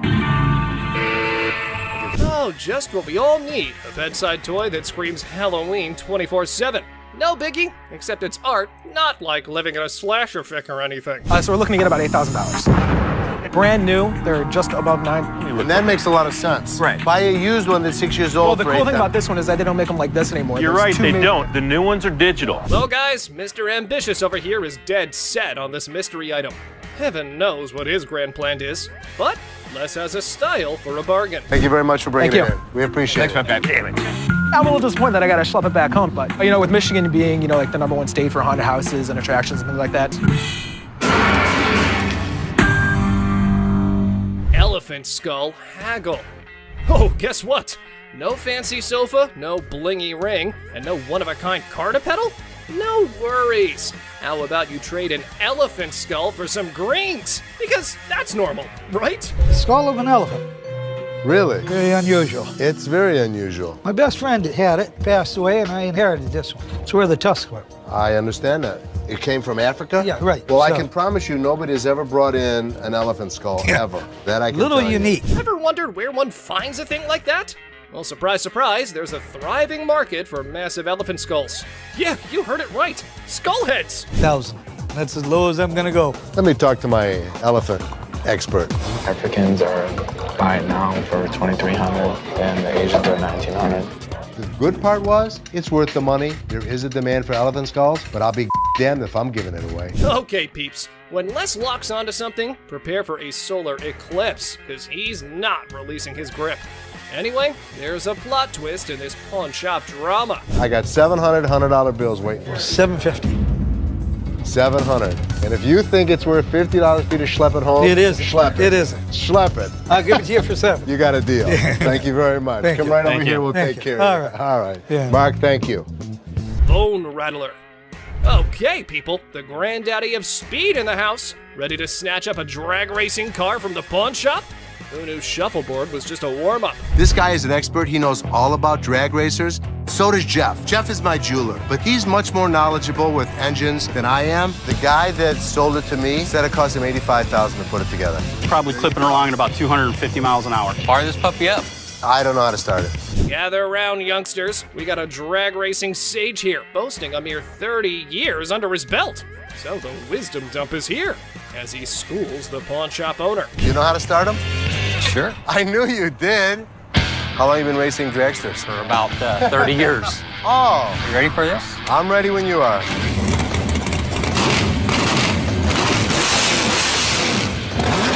All right, Mr. Been There, Done That. Let's see if your drag racing tales can seal this deal or take a nosedive. Now, coming straight to the negotiation. 20 grand. 7,500. I don't think so. If you give me the money today, 15,000. I'll throw the skeletons in for free. We have a deal for 15,000? I guess so. Thank you very much. Have a good Enjoy day. your new car. Mechanical Bull. Ah, the good old days of Wild West bull riding and rugged cowboys. Some dude missed the memo that it's not exactly the trendiest scene nowadays. Time to catch up, y'all. Going for a ride in my parking lot, or what are we doing? Let's have a little fun, girl. We're trying to sell our mechanical bull. Why do you have it? A Western themed restaurant bar before, and that was the theme. We put the bull into the bar. Well, slap on those cowboy hats. We got ourselves a scene here. But seriously, who's taking bets on whether they can wrangle a decent price for that rodeo-style bull riding? Let's say you were to buy these brand new. How much do they cost? They cost around 15 to 20,000. How much do you want? 15,000. So if I was to buy this brand new or buy this used from you, it's the same price. Rental companies rent these out for $750 a day. There's a lot of revenue potential. Ah! Man, sad to see these alpha men taking back their bull home. But folks, hold on to your hats. Maybe Ashley has something else in her mind. 3,000 right now. 45. 31. 39, you pack it up. That's my bottom dollar. 34. I can't do it. Sorry, good luck. Dr. Death's van. Step right up, viewers. You've heard of Dr. Death, but today's highlight is the van that spotlights as the ride for assisted suicides. Because nothing says vacation like a one-way ticket, right? This is a 1968 Volkswagen van owned by Dr. Death, Jack Kevorkian. By Dr. Death. This is the actual van that he did his first and several other assisted suicides in. Jack Kevorkian was an iconic figure in the city of Detroit. We're not aiming for a Valley of Chrome farewell tour this time. Mr. Big Bucks here wants a six-figure sum. Brace yourselves, because Les has his few concerns all queued up. It is a piece of history. I like buying weird. You won't find another one. The problem is, it doesn't make sense to spend six figures on something like this for me. Well, you either love it or hate it. But I love it. This is definitely a piece of Detroit. A van oozing that delightful combo of creepiness and death vibes. So legit. However, why not throw in another expert opinion? Let's see how that went. So 10,000 ain't gonna buy it. No, I'm in the six-figure range. 20 grand? No. 25 grand. 30 grand. 50 grand? 30. One time. 50. 30 cash right now. Bizarre bikini. Check out this granny of the century who strolls into the pawn shop with an elderly figure that has a lot to do with, I don't know. You have a look and maybe you decide. Which is the doll? I heard that. I'm undressing her. What can I say? A really nasty looking woman, but a very cool item. Yep, that's about accurate. You just saw a long-legged granny in a bikini. All the efforts are done in the name of art. However, our granny here invested in this model. How much did you want for this thing? I'd like to get $500 for it. This thing is art. It's a very cool item, but not for that price. She's really cute. I mean, she's really fun to look at, but it's not going to be even close to 500 bucks. Never mind, that was gonna be a deal breaker. Unless Les had some more quotes to add to the art piece, this stirs things up for the selling mix. Here this woman was playing my game, and I was losing. 200. 190. I'll take it. Will he stop? Okay, schlep it home. You know, I heard my dad saying it wasn't worth the extra $10. Bull. She wants 200. Latex vacuum bed. Look who's spicing up the pawn shop scene. This dynamic duo's got a latex vacuum fetish bed up for grabs. You know, just your average afternoon errand. latex vacuum bed. A what? A latex, vacuum bed. So you have sex with latex? Pretty much. It's like the autoerotic asphyxiation is what Pretty it is, much, right? yeah. Bobby J surprisingly knew exactly what this thing was. All right, I was wondering, who needs candlelit dinners when you can have vacuum-sealed intimacy? I'm not here to judge. However, here's a quick demonstration. So normally when Felix has his hand over his mouth, normally what they like. I actually used it. Are you breathing? There we go. Not gonna work. It's working. Everyone's a critic when it comes to, what's the word? Innovative sleeping arrangements. Yeah, there we go. And we aren't sure if that ever went up for the big sale. Used it. So how could you not want to do this with him? Because I don't want to suffocate. It's not for everybody. I'm familiar with the bed. Very much so. Just imagine having sex and he don't have to hold you. Perfect. Well, now we got that out of the way. Just a normal fine day when this guy walks into the pawn shop to sell Les Paul's document collection, including an incredibly unique that belonged to his Aunt Mary. And guess what? She wasn't just some guitar lover or a casual Les Paul fan, so the seller is hoping to get $250,000 for this collection. The big question is it really worth that much? And is it still in good enough condition to fetch a high price? Let's find out. Rick Harrison calls for Drew, the expert from Authentic Autographs Unlimited, who specializes in forensic document examination. He then carefully examines the signature on the guitar and remarks that Les Paul had a unique and straightforward signature style. Interestingly, Drew notes that he never included his last name when signing autographs. He goes on to say, then Rick asked the seller, how much is he expecting from it? So he was like, I want $250,000 for it. But someone in the comments section went all out and said that those papers would fetch a whopping $190,000 if Joe Bonamassa got his hands on them. Another user totally agreed with him and even said that if this guitar showed up in the right magazine, some millionaire rock star would easily drop at least $200,000 for it. But here's the main part. Did the pawn shop actually make any profit? Hell yeah, they did. Once the show aired, they wasted no time and threw that bad boy up on eBay. And guess what? They scored a whopping $110,000 for it. They ended up making a cool $20,000 profit, guys. Now that's what I call a successful hustle. Next up, we have a customer who came in trying to sell a sword that was supposedly forged by the famous Yasutsugu family, known for making weapons for badass samurais back in the day. But here's the twist. The seller looked familiar to Corey. It turned out that he had been there before to sell a trophy. You'll be thinking what kind of trophy it must be. Maybe some ancient artifact or something, right? But no, it was actually a Grammy Award. Yes, all in excitement, Rick bought it. But later he found out that it was not allowed to be sold. Oops, I can see a great loss there. Because of that now, they had to be extra careful before dealing with this sword. They weren't sure if it was a legit samurai sword or just some ninja knockoff.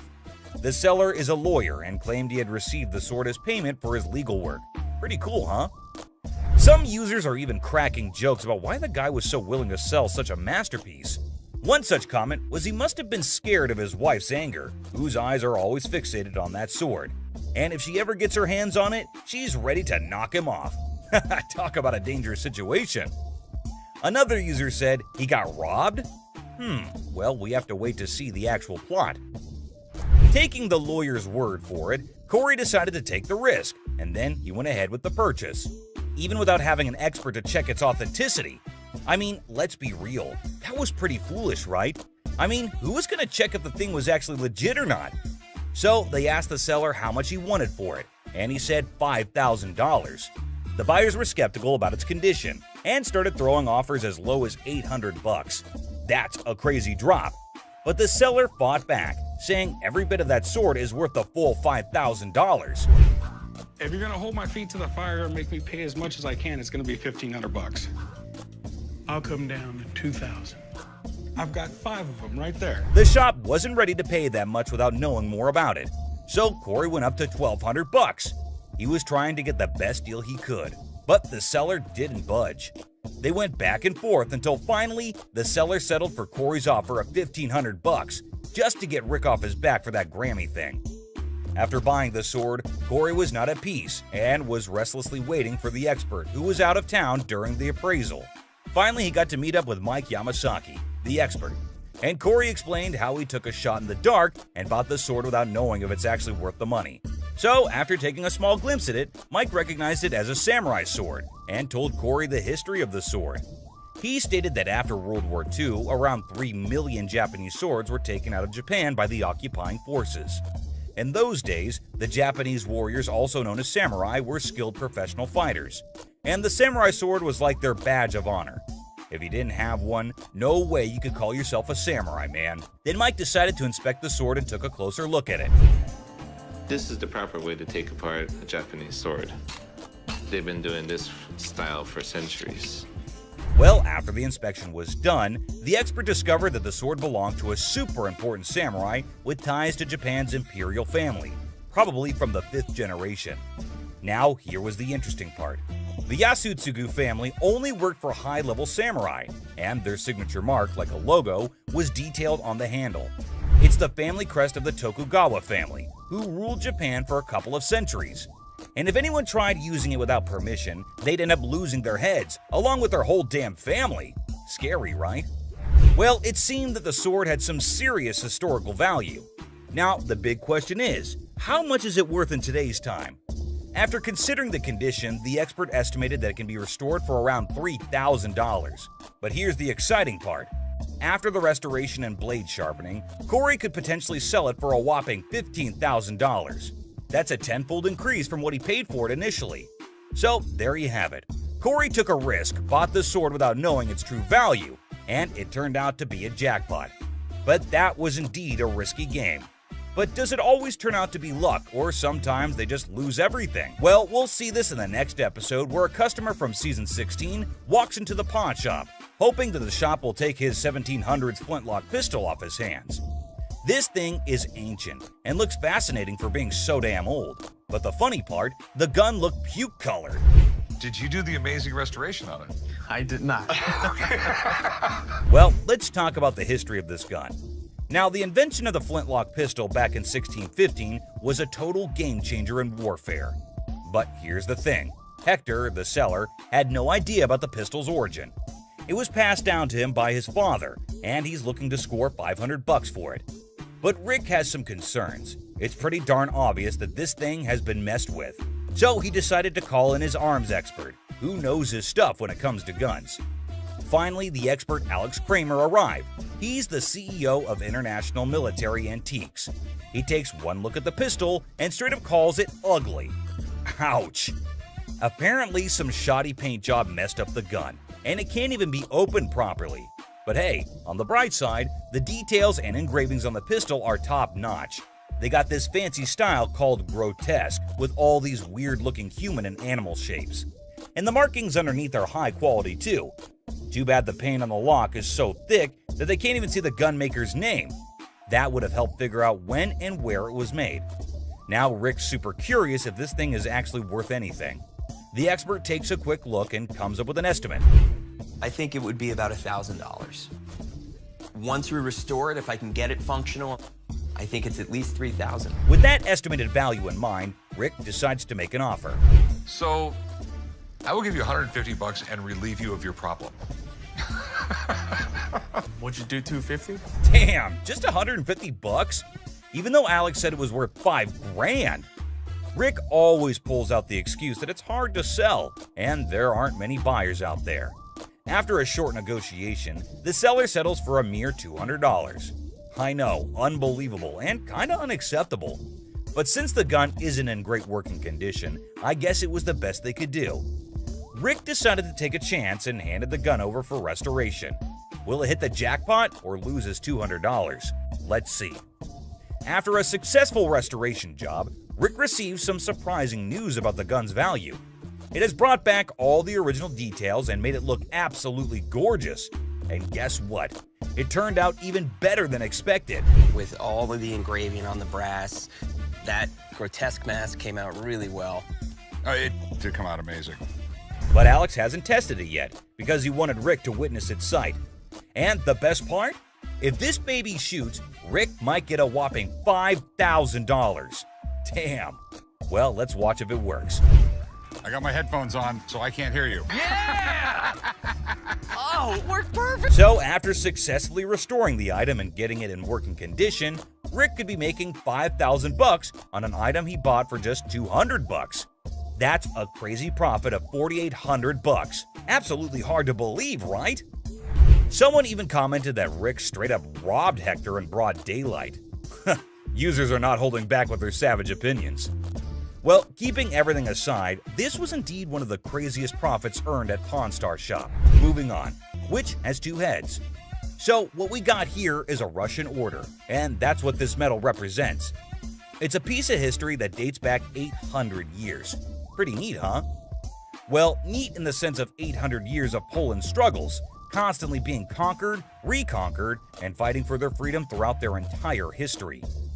Users also shared how this whole episode reminded them of their beloved history classes back in their school days. It brought back memories of learning about the triumphs, tragedies, dramas, and even the occasional humor that filled those lessons.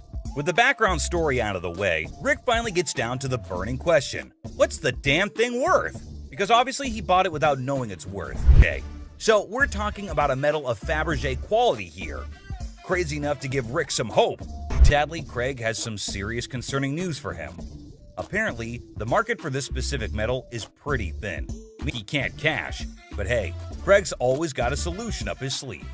So, shop to meet Rick and brought with him some exciting news. He got in contact with a guy in Germany who has a box for this medal, has the ribbon for it, and even the breast star.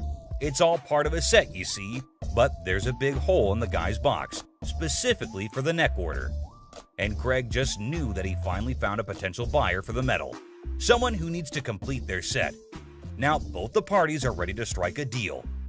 One person made a comment praising the honesty of Craig, noting how he offered a price range for the medal that matched its actual value of $30,000 to $40,000.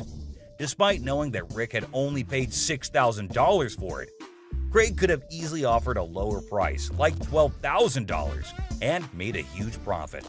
But instead, he respected Rick and still managed to make some money while being fair. This man named Randy walked into the store with a huge-ass vending machine. He believes that his machine is from the 1940s. Candy? Yes, sir. You know who loves candy, right? This guy. Well, chum, we know your love for candies. But is this deal as sweet as them? This machine sure has Chum's heart, but Randy doesn't even know if it works, and neither does he have the keys to it. Well, let us look into what Chum thinks about it and whether he thinks it would be worth the cost. Just taking a look at it, I mean, it looks pretty rough shape. There's a lot of rust on it. It sure needs a good restoration, but Randy wants $1,000 for it. Man, it already needs so much work to be done. I personally don't think it's worth investing so much, but who am I to suggest? Oh, how the chum had been schooled by experience. A lesson etched deep into the fibers of his being. Scarred by past misjudgments and Rick's scoldings, he now approached each decision with newfound caution. But hold on to your seats, for the words that spilled from the expert's lips were nothing short of astonishing. Get ready to be astonished, for the expert's revelation is nothing short of extraordinary. Whoa.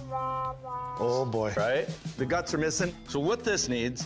Man, it is empty inside. All the mechanisms are missing. The expert saved Chum's ass today on this one. The expert adds that in this condition, the machine is max $300.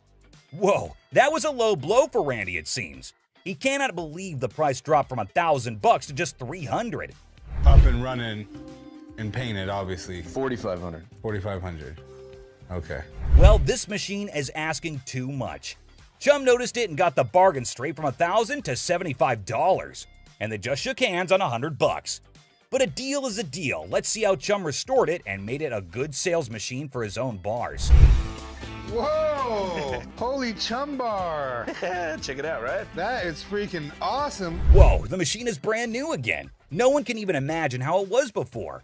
And I know you're thinking no one got furious here. But hey, the video doesn't end here.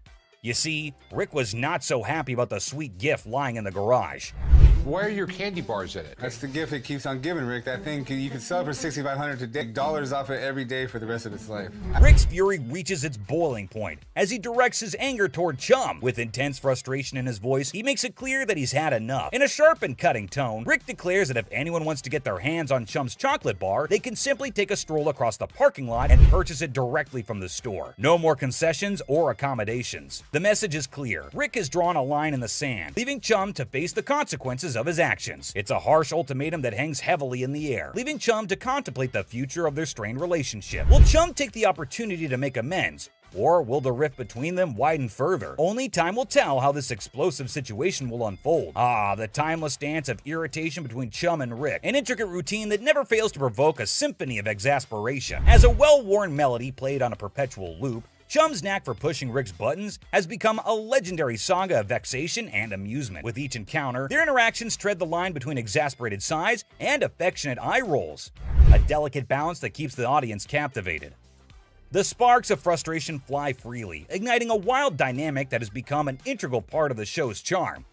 So, dear observer, prepare yourself for yet another chapter in the saga of Chum and Rick's fierce relationship, where irritation and amusement intertwine in a dance that never ceases to entertain. Did you know that Chum's not just passionate about candies, he is passionate about diving as well? You can't even imagine what he buys next. He goes to buy a sailboat!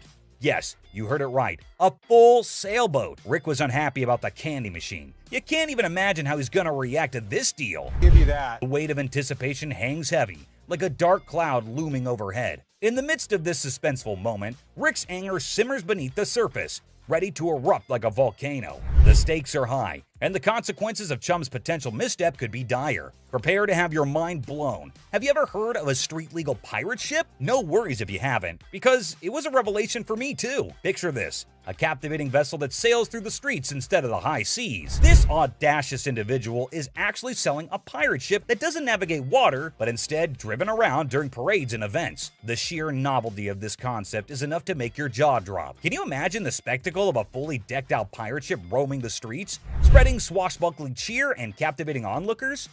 It's an unconventional twist on the nautical adventure, where imagination takes flight on wheels instead of waves. A fascinating change that challenges traditional boundaries and sparks the imaginations of all who encounter it. For a ship, you can actually drive 60 miles an hour on the highway. This is awesome. In a moment of anticipation, Chum captures a picture of the pirate ship and eagerly sends it to Rick, seeking his seal of approval. It's no secret that Chumlee's heart is set on acquiring this extraordinary vessel. However, Rick's response reveals a familiar pattern. He doesn't always share Chum's level of enthusiasm. Despite Chumlee's unwavering excitement, Rick's support wavers, casting a shadow of doubt over Chum's aspirations. Nevertheless, amidst the uncertainty, Chumlee embarks on an unforgettable adventure on the ship, immersing himself in a world of whimsy and joy. The pirate ship becomes a catalyst for moments of pure bliss as Chumlee discovers a sense of freedom and exhilaration that he has never experienced before. It's a testament to the power of chasing dreams, even in the face of skepticism. Join Chumlee as he embraces the sheer thrill of sailing on that ship, creating memories that will last a lifetime. If I can make a deal, Rick will think I'm the man. As the wind tousled Chumlee's hair and the weather played its part, a symphony of elements converged to enhance his adoration for the float even further. Each gust of wind whispered its approval as if urging him to embrace the exhilaration that danced in the air. The perfect weather conditions seemed to align, creating an enchanting atmosphere that heightened his connection with the pirate ship. With every passing moment, Chumlee's affection for the vessel grew as if it were infused with magical essence. In the midst of it all, Chumlee savored the joy and freedom that enveloped him, cherishing the sensation of pure bliss as he sailed through the streets on the ship that had captured his heart. As Chumlee eagerly awaits Rick's response, hoping for validation and support, his heart sinks when he reads the crushing words that appear on his screen. Rick's text delivers a blow that pierces Chumlee's enthusiasm, leaving his spirit wounded and his dreams deflated. The message, like a dagger to the heart, shatters the joy and optimism Chumlee had been clinging to. The heartbreaking reality sets in as he realizes that Rick's words don't align with his own deep-rooted passion for the pirate ship. It's a moment of profound disappointment as Chumlee grapples with the stark contrast between his own excitement and Rick's lack of endorsement. Emotions swirl within him, hurt, confusion, and a tinge of resentment. I'm sure he's not going to buy it. He doesn't have any money on him. But he's an idiot. Amidst the tangled web of desires and concerns, Corey possesses a keen understanding of Chumlee's nature. He recognizes that once the request to abstain is made, Chumlee is unlikely to proceed with the purchase. In this aspect, Rick's fears find resonance in Corey's assessment. The rational part of their minds acknowledges the validity of Rick's concerns. Even if Chumlee were to succumb to impulsive desires and make a foolish decision, the stark truth remains. The price of the pirate ship far surpasses his financial means. It looms above his allowance like an insurmountable hurdle, a barrier that cannot be breached without dire consequences. The clash between longing and practicality creates a dilemma that Chumlee must confront head-on. Will he heed the warnings and let go of the unattainable dream? Or will he risk it all in pursuit of his heart's desire? The outcome hangs precariously in the balance as Chumlee grapples with the weight of responsibility and the allure of the forbidden. The owner wanted $250,000 for it. Man, that is a little too much. The last bargain he could agree on was $190,000, man. That is still so much money. Chumlee was so sure that Rick would want to get it, until he checks his phone. Do not buy the float. That was Rick, my boss. The man had been driving Chumlee around all of the efforts in explaining it. And all for what, man? Just to get rejected on a text message? Whatever. Oh, sorry, man. Man, I really feel so bad for Chumlee. Everyone gives an attitude to my boy here, and he just takes it all. Well, enough of Chumlee. Sometimes even Rick makes a mistake, and the great Harrison is not at all happy about this one. A captivating scene unfolds as Bill strides into the store, his presence immediately catching the attention of the Pawn Stars crew. In his possession, he carries a Wells Fargo strongbox, an intriguing artifact that exudes a sense of mystery and historical significance. As if that weren't enough, he adds to the spectacle by unveiling antique balls and chains, further piquing the curiosity of everyone present. Bill, confident in his offering, sets the price at a hefty $2,000. A sum that raises eyebrows and sets the stage for a fascinating negotiation. We got a Wells Fargo strongbox and some antique ball and chain. Okay, you do have a... The anticipation builds as the Pawn Stars team contemplates the value and potential of this unique collection.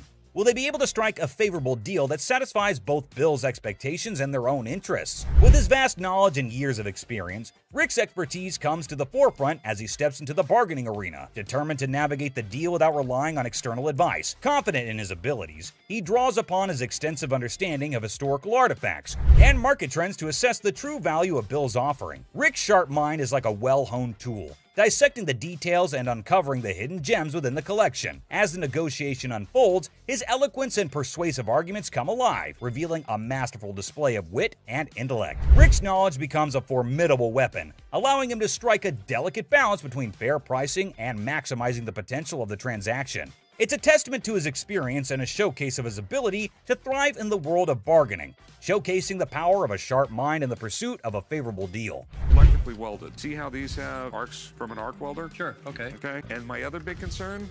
As Rick utters the phrase "other concern," a flicker of suspicion dances in his eyes, indicating that there may be more at play than just the handcuffs. His discerning gaze scrutinizes the items within the Wells Fargo strongbox, sensing something amiss. What could it be? A forged antique? A replica masquerading as a genuine artifact? The anticipation mounts, and the negotiation takes an unexpected turn as Rick dives deeper into his investigation. Determined to unveil the secrets concealed within the box, Rick further adds that the box might actually be real, but the stuff in it is absolutely not, so that made him a little concerned about it, to which the man explains that the stuff was not in the box. He just kept it all in there. You always see a Wells Fargo strongbox in an old Hollywood Western, so this will definitely get a lot of interest from collectors. The bargain started at $1,200, but hey, we know Rick.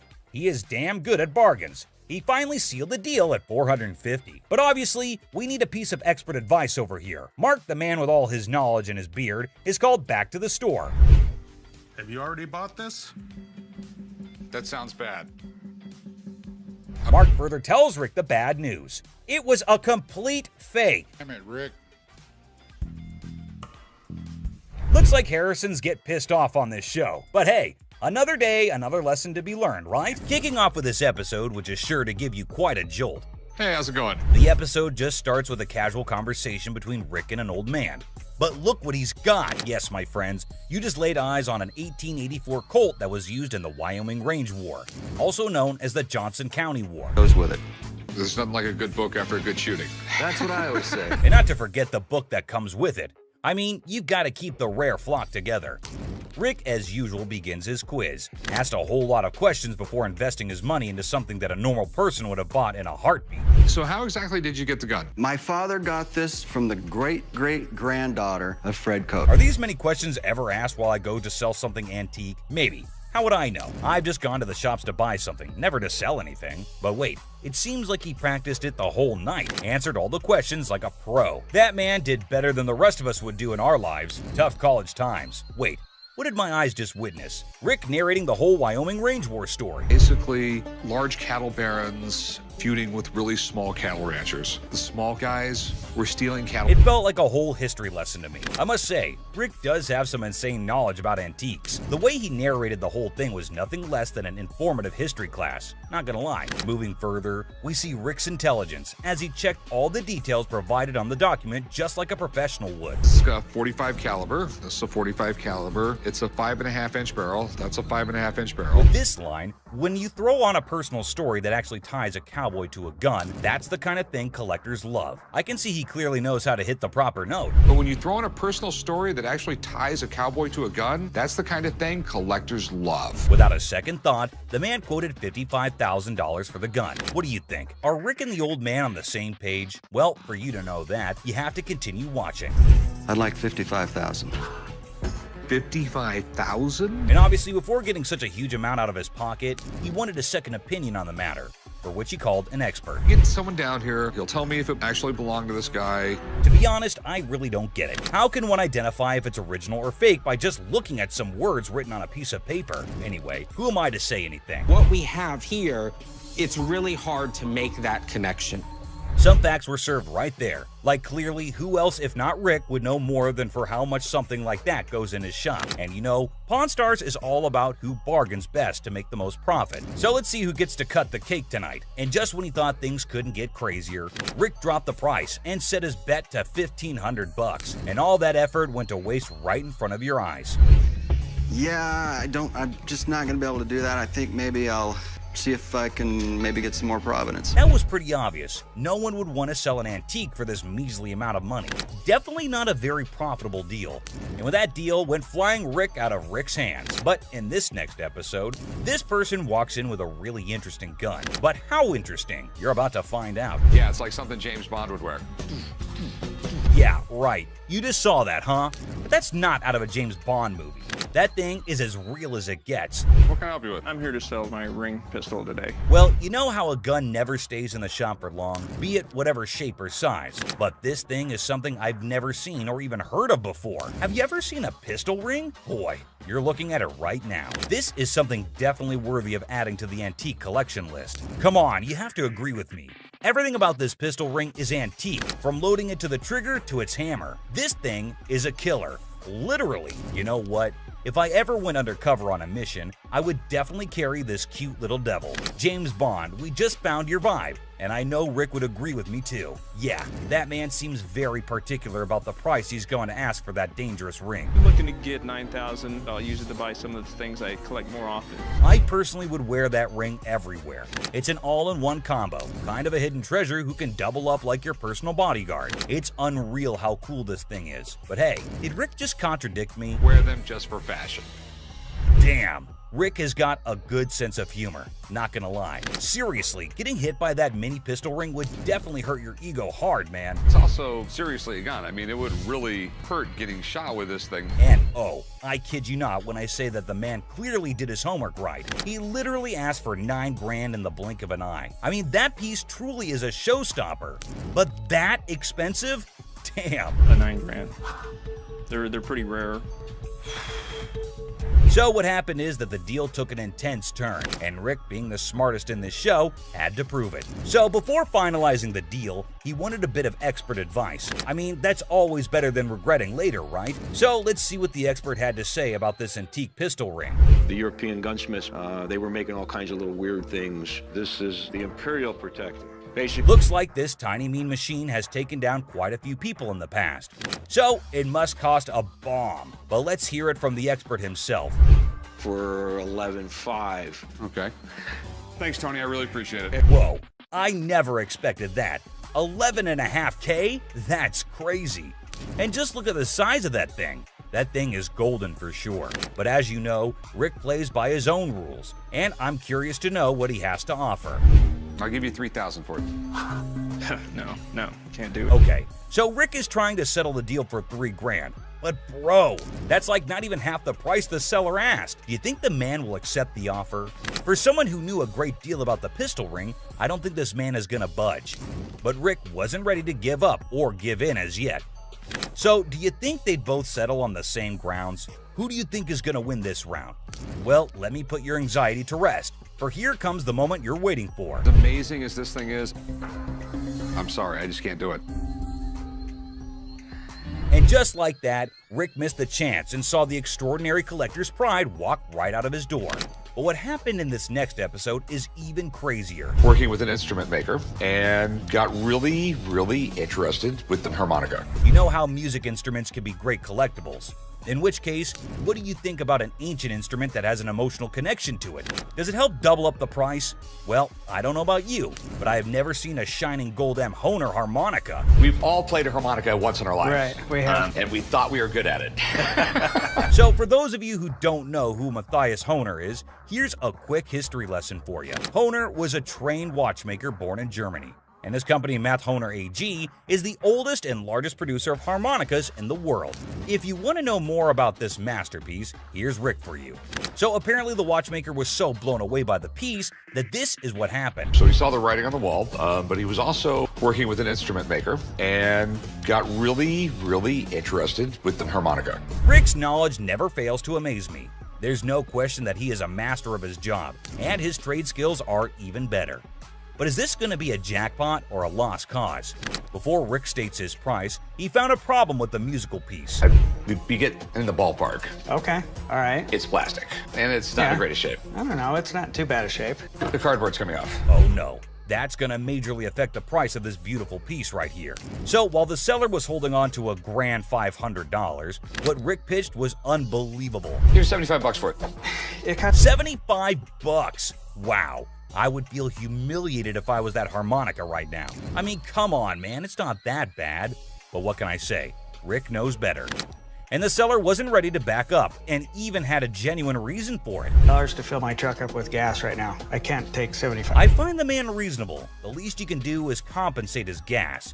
But as you know, there are no emotions involved in business.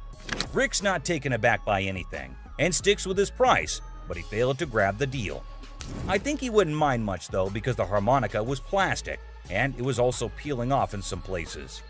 So sadly, the seller needed to go back home with the broken instrument, and he couldn't even make enough money for gas anyway. Next up, we got this interesting thing that you'd never expect at a pawn shop. The guy just pulled in the parking lot with a boat he wants to sell. So Chum and I... Yes, it's a freaking boat! What you're looking at is a 1958 Sea Flight Glastron, and this is no common sight, y'all. Rick and Chum came to take a look at the huge and fascinating boat, and it looks like they already like what they're looking at. 57 Chevy, didn't they? Sure did. Is it a convertible? And how could something start without Chumley's irrelevant questions, right?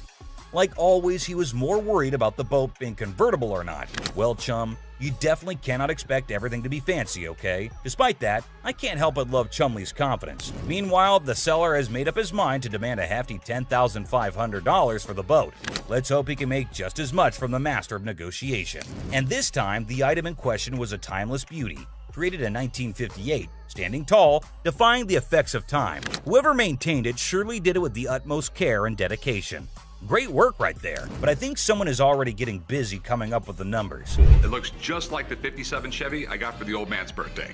It's definitely tempting because Rick's already deciding how he was going to pitch this look-alike a 57 Chevy. this Glastron boat is awesome, but boats are tough to sell, so it has to be a home. Like he already said, boats are money pits. I mean, nobody would want to keep this huge boat in their homes as an antique. Quite rare, as the word suggests itself. But this seller is definitely giving Rick tough competition. With all that USP knowledge he was throwing about, he came in here ready to face the pawnbroking world. Do you know why? Because it was a little 17-foot boat. No, because it was fiberglass. No more wood boats. Wood boats were moving out. But what happened next was totally unexpected. 10-5. In an unexpected turn, the owner of the boat bravely revealed a startling price tag, $10,500. Wow, that's crazy. What do you think Rick is gonna do? Will he buy it or break it? I don't even want to make you an offer. There's too much work that's got to be done for me to make anything. Did you see that? Rick didn't even make an attempt to convince the donor to accept a lesser price. But that's exactly what the show is all about, expecting the unexpected. But you cannot miss this museum piece that just made its entry into the shop today. A man brought in an ancient coin, a portrait of Julius Caesar from the month before he was assassinated. Well, I have a coin here. It's a portrait coin of Julius Caesar from the month before he got assassinated. But before that, quick history lesson. Did you know Caesar was the first living person to be depicted on Roman currency? Back then, this honor was only reserved for the gods, so you can imagine Caesar's position in the society. So you know that having him on a coin is quite exclusive, and any historical coin collector would be yearning to get their hands on this coin. Would do what was necessary to preserve the Republic. Okay, and no matter what he did in office, Rick was taken in by the intriguing offer, and his sincerity came through, creating a favorable environment for a possible deal. Rick, though, sticks to his strategy since he was logical. As you know, the man is a smart specialist who always seeks professional advice before taking major action. But let's see what the price on offer is. how much were you looking to get out of it? I want $4,400, please. Okay. I like this man's confidence and how he's so adamant about the asking price, exactly the way it should be. The style is correct. Everything is right. Okay. It's perfectly genuine. The expert's analysis is giving us a ray of hope with each passing second. So let's see what the experts have to say. $1,500. Retail? Retail. Wait, what was that? $1,500? Are you kidding me? I thought that coin was a big deal. But what just happened? It's ridiculous. I mean, sometimes you can never explain how things turn out to be in the pawn world. Just like this episode where a man walked in claiming to have a 1951 Yankees team signed ball. 1951 Yankees team signed baseball. For those who may not know, the New York Yankees of the 1940s and 1950s were the most dominant team in baseball history. They won 10 World Series titles only between 1947 and 1962, including their 5 consecutive World Series victories from the 1949 to 1953 season. However, things have now taken a turn, and the glory remains in history. Coming back to the item in concern, the seller also claimed that the ball had the signatures of around 22 to 23 Yankee players from around that time, and out of all of them, it had the signatures of Joe DiMaggio and Mickey Mantle. Had about 22, 23 signatures on The year 1951 holds a special place in baseball history, as it was Joe DiMaggio's final season and Mickey Mantle's first. Also, Yankees won their 14th World Series that year. Buckle up, because this episode is sure to amaze you. My grandfather went to a game in 1951 with my mother and received The seller said that it was his grandfather who managed to get this iconic baseball. According to him, his grandfather went to a game in 1951 with his mother and received the autographs from a friend of his that was involved with the team. Well, sounds fair enough to me. Baseball doesn't really mean a lot to me. It's got some family heritage, but it's a baseball. I wonder why so many people want to sell something that has an emotional connection with them. But the seller's reason behind selling such an iconic ball seems pretty fair to me. This would be perfect for the company softball game. Chomway, I'm fixing to hit you. Charlie was trying to play the fool, but Benjamin remained unaffected, steadfastly focused on the business at hand. Benjamin saw nothing but the business and got right back into it. I don't trust this guy. I don't trust nobody, especially when you're trying to sell me stuff. Benjamin, I can feel you totally. It's not like we don't trust anybody, but it's always better to be sure when there's a ton of money involved. No doubt the expert had to be called in. I do believe that this is a genuine 1951 Yankees baseball. Whoa, it looks like there's some good news for the man, and we might see some bills going out of the shop. But wait, don't be sure. You never know when the deal goes south. I think $3,000 is a reasonable amount for the ball. With audacity that leaves me breathless, a staggering demand of $3,000 was quoted for the ball. And it's quite obvious as well. After all the authentication and the proof, anyone would ask for that kind of money. They fired about $800. But wait, what? Benjamin just quoted $800? That's it? No one would sell it for that much, Benjamin. But he was in this business before most of us, and I assume he'd know better. So these were some of the times deals got out of hand on Pawn Stars. So which one of these intrigued you the most? Let us know in the comments down below. And don't forget to subscribe for more such videos. And I'll see you in the next one. Until next time, guys. That's right. No I'm not. And you're not going to come in here demanding money from me. How would you? Customers usually go through several stages when they hear that their item's not as valuable as they thought. The first is disbelief, followed by denial, anger, and even assault. In this video, we see a woman who assaults a security guard. Another insults and body shames Ashley, and one almost takes a swing at Les. The thing all these people have in common is that they were shocked at the real value of their item. Yes, ma'am. I was coming to pawn my ring because I have to pay my rent. It was due a couple weeks ago. Oh, okay. Why you keep looking at my ring like that? Is real?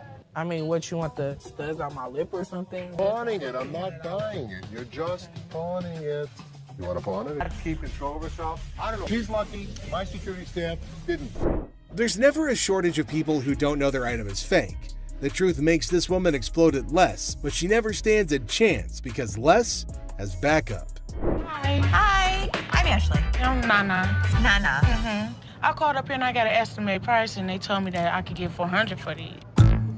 You called up here and got an estimated price? Yeah. Who did you talk to? Nicole?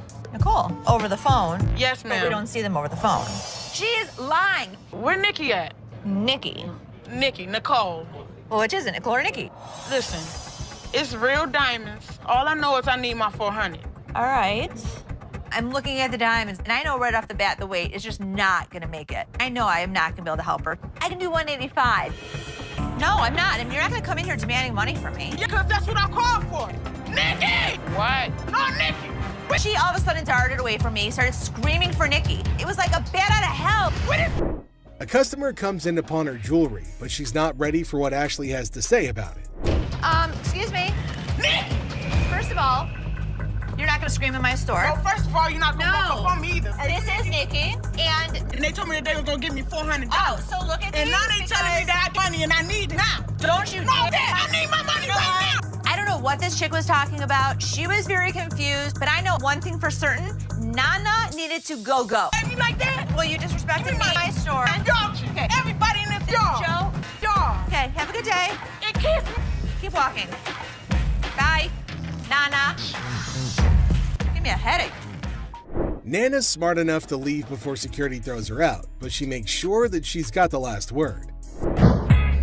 Hi. Hello, how are you? Good, how are you? I'm well. I'm here today. I want to pawn my computer. I'm trying to get my son into a technical high school. I know it's ugly, but it's No, I didn't say it was ugly. How much you looking to get?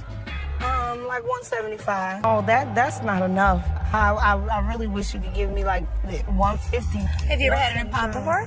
Yeah, I'm a gold card member. Get it for you for the same amount that you've had it in for. What was that? You consider the fact that I've been patronizing this business since '97? I really appreciate you're not giving me what I want. Well, I don't give everybody what they want. It's 7. You done? No, I'm not done. Okay. Do you want the 100? No, I don't. Okay, then goodbye. This customer walks in with a laptop and a price that just won't cut it. Ashley knows this one's gonna have to go. What do you mean goodbye? You can walk out the store. I can. But am I gonna walk out? You will. Who's gonna make me? I want to see somebody make me leave up out of this giving me what I want. I don't give everybody what they want. 150. Well, if you had something as a patron that's been patron since '97. No, I'm not done. I want to see somebody make me leave up out of this. Are you a lady or are you a child? I don't give what I am. And don't think that you won't. Because all I got to do is make a phone call. You know what? Well, get out. I'm not going out of here. Get out. Me up. Don't touch me. Touch me. Get out of my store now. I've been patronizing this business since '97. You have an English degree, right? No, I don't. Despite Ashley's efforts to help her, the woman goes ballistic. Felix, the security guard, escorts the woman out, but she doesn't go quietly. I was coming in to try and get like $1,500 for this. Okay. I'm trying to get my baby daddy out of jail, and I've been really trying to work things out with us. I love him dearly. I was his first phone call, so that lets me know that he loves me. Huh? No, not $50. I want $1,500 I'm sorry, for these. I can't help you with that. I said. I don't care what you said. I said I want $1,500. I'm not giving you $1,500. $1,500. I am not giving you. To get my man out, okay? I want $1,500. What part of that you ain't understanding? You need a hug. No, don't give me no damn hug. Oh, you need a hug. I don't want no damn hug. The woman comes in to trade baseball cards. However, the only thing she manages to do was initiate a shouting match with Ashley. This one is put out the door fast. How are you? I'm doing okay. What can I help you with? Either trying to get a loan on it or you guys can buy it. Mm-hmm. Trying to sell it for maybe like $150. It's $50. This thing costs way more than this. Okay, but I'm not going to pay you for the amount that you think it's worth because it's stained. This is not one of the newer ones. This is not this season. I know about purses. But you still willing to buy for $50 though. So if it wasn't worth, why would you even say $50? So they didn't say it wasn't. Leave Can I our talk to store. somebody Nope. else? Why do I have to talk to you? Because You I'm the disrespectful. manager. I'm disrespectful and you call me a pepperoni. You're not the owner. The owner is the other man. You must have. How you get here? To the top. Customers are just shocked when they're told the real value of their item, but this customer's just straight up disrespectful.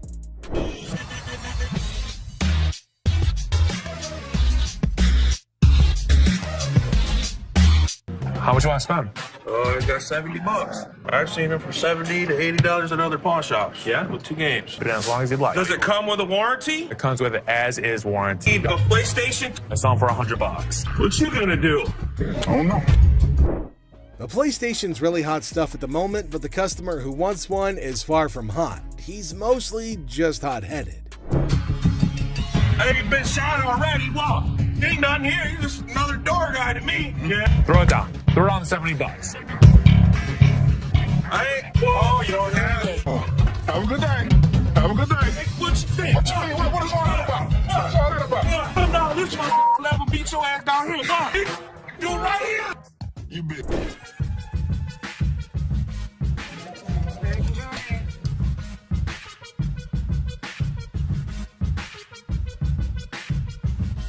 And not real. What? No, these is real. Look, when you hold up to the light, bing, you hear that? Bing, that's the diamond sound. Don't you think I would offer you money for them? No, I know what this is. Why your big ass standing here? What the you want? So you can give me my $300. Whatever, Tomei, my ass haters. Bye. Have a nice day. The next customer is a lady with diamonds from her fiance, or so she thinks. Les breaks the bad news to the lady, but she's got a hard time accepting the facts. Hello. Hi. Can I help you? If I'm trying to pawn this, 35 millimeter, right? yeah, How much are you looking for? just about $30. Got my baby's birthday coming up and just need a couple of extra dollars to help out. Stuff situated for him. What do you have planned? For his birthday? Mm-hmm. A birthday party, you know, cake, ice cream. To try and get money from us. And the kid ratted her out saying, yeah, my birthday's in 2 months. There's a little bit of time you have before then to come back and hopefully have something of value. And I really would have appreciated any little thing that you could have gave me. 10 years ago. This is some bull because y'all could have took this camera. You could have gave me $30. The innocence of a child didn't allow this woman to cash in on her worthless camera. She was pretty shocked her lies didn't work on Zeph. How are you? How are you today? Good. What you got? My bracelet. My baby daddy gave it to me. It would be so mad. Curtain tiebacks. What are you telling me? You know this isn't real. What do you mean it's not real? Well, it's a real bracelet. You know what? It's a real. Listen. Okay, fine. You're Fair enough. probably Don't right. trip, okay? Don't trip. I'm about to call him right now. Sometimes people get presents, and sometimes when they get their presents, the people that give it to them tell them a lie. He said this bracelet costs $500. It would be more What are you talking about? He's Anywhere. lying to you. Baby, did you give me some fake gold? Did you give me some fake gold? Really? Did you give me fake gold? This ain't love, baby. You said you was gonna marry me one day. Okay. Have a very nice day. Thank you. Man, this. What the is you talking about? Have a nice day. I have a nice day when Okay, you then give me don't some have nice service. Right? You know what, y'all? I'm about to take it to a real jewelry store that knows something. That's what I'm gonna do. The amount of men who give their women fake jewelry in Detroit is absolutely crazy. This woman is shocked, betrayed, and angry when she learns the real value of her jewelry. Hey, I was wondering what you could get me on a loan for the PS3. We're on a mission now. real mission to get my brother out of jail. All of a sudden, the cop just stopped us because one of our lights were off in the back of our brake. Bonnet 300, I got 150, and now I'm here, ended up with his brother trying to sell his video game system on his games and the controller. See what we could do with that. 95 is close. That gets 100 for you. 100, mama. I can't. 100. I normally would have given $80 on this game unit. I went $15 over, and that wasn't even good enough. But too bad I couldn't help her out because I wanted to help her. But I hope she can find the money. Two customers come into the pawn shop on a noble mission of freedom. However, Ashley lets them down easily, but at least they take it better than most customers in this video. Pawn shop because we, is in need of money. And we're trying to pawn this VCR and this TV. Okay, would you put it on there like that? And you wouldn't. Where's the income? You want to go to so what? I was ready for them to have a full-out brawl out there. Get your ass on somewhere. No, get your ass on, hockey ass. I tell all ladies and everything. Can I help you guys? Why are you guys fighting? I kicked what he said. It was offensive. Yeah, what are you looking at on TV? Sell it. Actually, yeah, we gonna pawn this. No, the TV didn't get dropped. It works. $20. All right, 20 will work. Hey, you can each get 10. Oh, you agree now? All right, just give it to this gentleman. We're gonna do this for 20. Let's go online, get your ticket, and get your cash. This is a general conversation. Okay, well, we still in a relationship, though. Tiffany, seriously, maybe you should go in the parking lot and just wait for him. You're right. I am gonna wait in the parking lot. Franklin's really pretty. I like that. A chaotic couple barely makes it to the pawn shop before smashing one of their items in an argument. The couple is more sad than shocked that they've rendered their items worthless. Hi, how are you? I'm good. How about yourself? Doing all right. I've got a ring I want you to take a look at for me.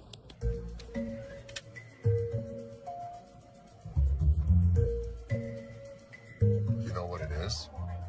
They're diamonds. They're not diamonds. That's cubic zirconium and silver. Okay. I'm not interested. I know what this is.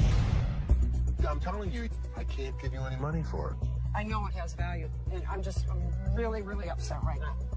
So, I've worked for an attorney. I know my rights. Don't touch me. You're an idiot. You're an idiot. Oh yeah, what a gentleman you are. Anybody? Woman, what? Get me out of here. Get away. Get away. 4 times she hit me. Randy, 4 times? Why would I not give her money if it was worth it? I thought you were smiling when she was doing that. This woman can't believe her diamonds are actually not diamonds. If you like seeing angry senior citizens, then this grandma's got you covered like a quilt. So, I'm here to sell my Yays and stuff. Okay. Cartier. I paid $5,300. For these? Yeah, I overpaid. They're fashion designer glasses. Really cool gold diamonds. For those particular frames, there's a huge demand, but not for that price. How much you want for these? The lowest I'll take probably like 40 for it. All right, give me 35. You give me 35? 1,000. What you mean? You making too much money now. I sell this stuff cheap, man. Look, I ain't pay 1,000 for these. I know you you didn't. I can feel you. Well, dang, you don't feel me. You know what I mean? I can feel you. You see how he talking? Talking like a kid and You don't know who the I Man, am. You don't know where the I was raised. Like and I you're just said, talking. Well, flat out, man. I ain't leaving, dog. Come on, baby. You on butt. What's up, baby? Man, we out. You on that petty shit, dog. That petty ass money you offering. That's why ain't nobody with y'all. You feel me? I feel you. Les is offered a cool pair of glasses, but he knows they're not cool enough to be worth what the customer's asking. The customer doesn't take the news well at all. Welcome to the channel, guys. Okay. Oh my God. Get your hands off. Blurry-faced guy. We'll buy this and pawn this and that and give you $350 total. Get set for a crazy moment in this pawn shop. The shopkeeper and a customer are going at it in a big argument, trying to make a deal or who knows what. But wait for it. Out of the blue, 2 dudes in fancy clothes with blurry faces bust in like old school detectives. The shopkeeper's scratching his head, clueless, but here's the kicker. Those blurry-faced guys are undercover detectives on a secret mission. It's like a scene straight out of a comedy movie. The detectives have arrived. I need to tell them what's been happening and show them the evidence. Hold on to your laughter because this is pure comedy chaos. The second those detectives waltz in, the shopkeeper's freaking out like he's been caught selling magical beans or who knows what. These detectives are all business, channeling serious Sherlock vibes after an espresso overdose. They're tearing through the shop like treasure hunters on a caffeine high, checking random stuff and maybe on the hunt for hidden treasures. Meanwhile, the poor shopkeeper's sweating bullets, desperately trying to keep his cool. It's like a real-life comedy suspense show unfolding before your eyes.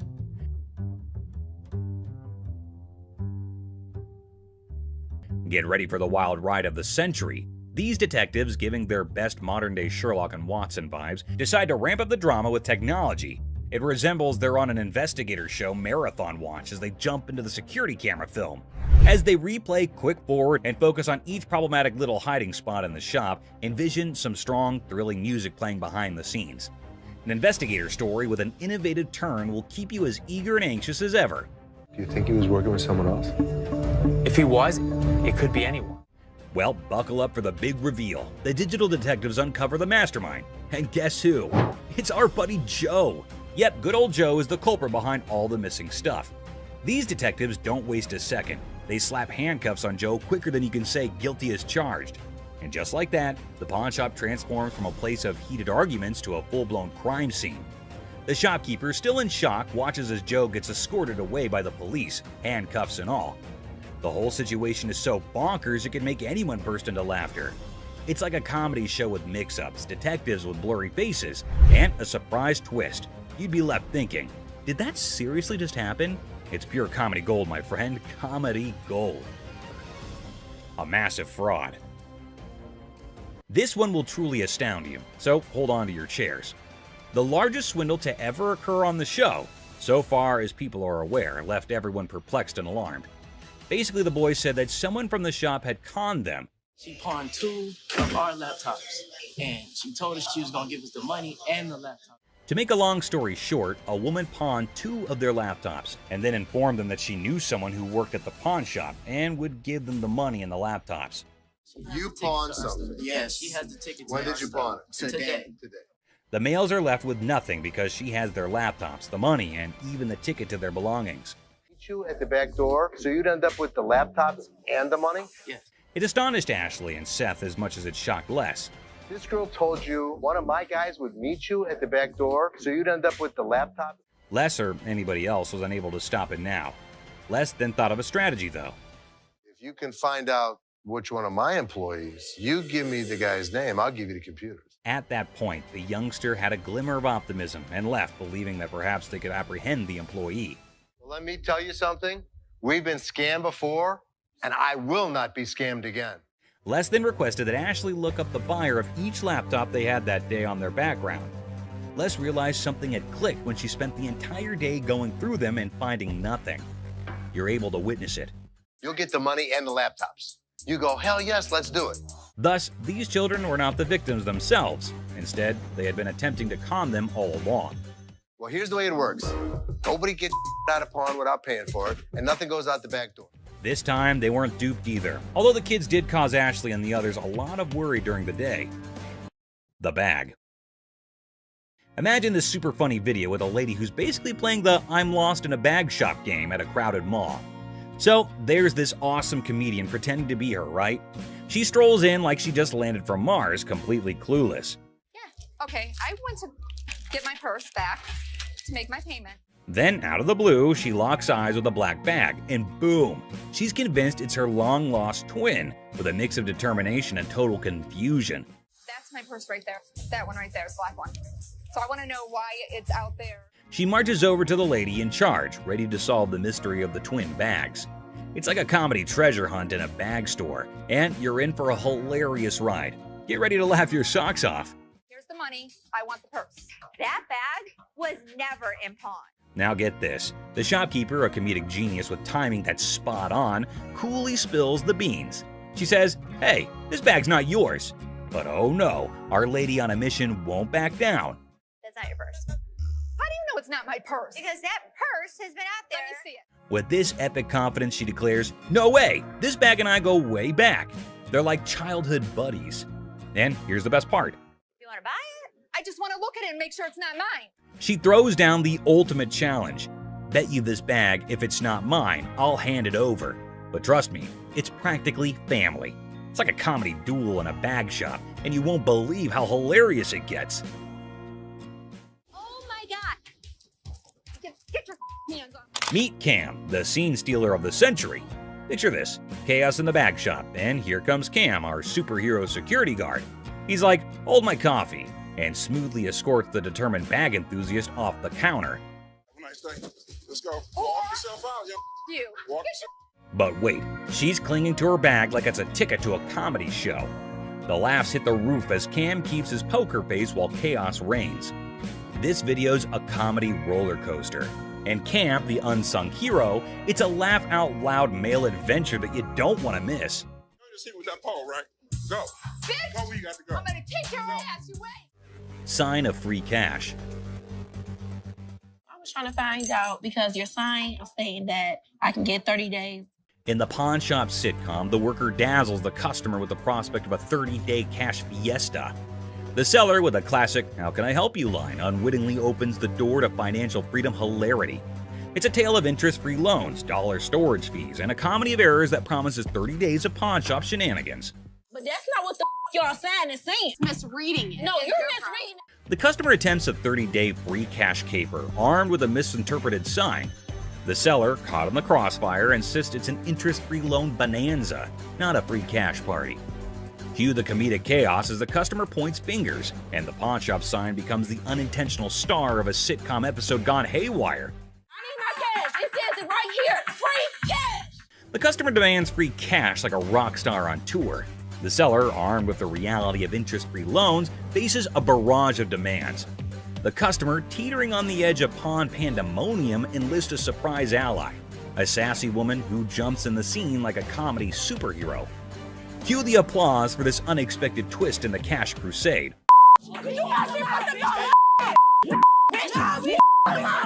In the side-splitting aftermath, the pawn shop saga spills into the parking lot, where the customer and seller engage in a hilariously awkward brawl. Amidst a flurry of ass cracks and elbows, the spectacle unfolds, leaving the bystanders in stitches. The door slams and the customer vows a dramatic return with an unforgettable "I'll be back" exit line. Comedy gold in the pawn shop arena. Antique computers. Got some equipment here. Yeah. We need some money. We're going to out west. In the pawn shop time machine, two hunters strut in with ancient computer relics. The seller, bewildered by their outdated tech, questions if they're stuck in the 80s. The hunters, claiming they've wiped out all of Michigan's deer, aim for a whopping $900. So how much are you looking for? About $900. The price tag triggers more shock than a retro computer's boot up sound. What I can offer you is zero. Zero. Comedy sequel, the Hunters scoff at the initial offer of $0 for their ancient artifacts. The Hunters, expecting treasure, get a lesson in antique appraisal, leaving the shop echoing with laughter and $0 dreams. Wonderful. Thank you so much. You too. In the aftermath of the failed computer barter, the Hunters dropped to an $800 offer, met with a swift and resounding zero from the pawn shop.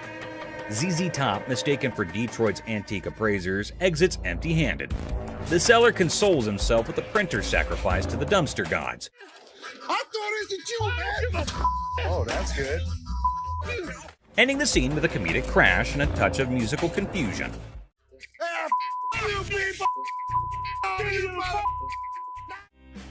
Plump man. In Hardcore Pawn, Les Gold faces off with a cheerful, plump customer aiming to sell a watch for his wife's anniversary. Les, ever witty, discovers it's their anniversary too. The old man deadpans 25 years, prompting Les to hilariously inquire, "How many happy years, man?" Laughter ensues in this pawn shop comedy. Too bad the shopkeeper shuts it down quicker than a bad punchline, not willing to spend a dime on what he thinks is a phony watch. Talk about a comedy of errors in the pawn shop. It's fake. I'm not interested in it. Let me see what you got in watches and take. Now brace yourself for the ultimate comedy meltdown.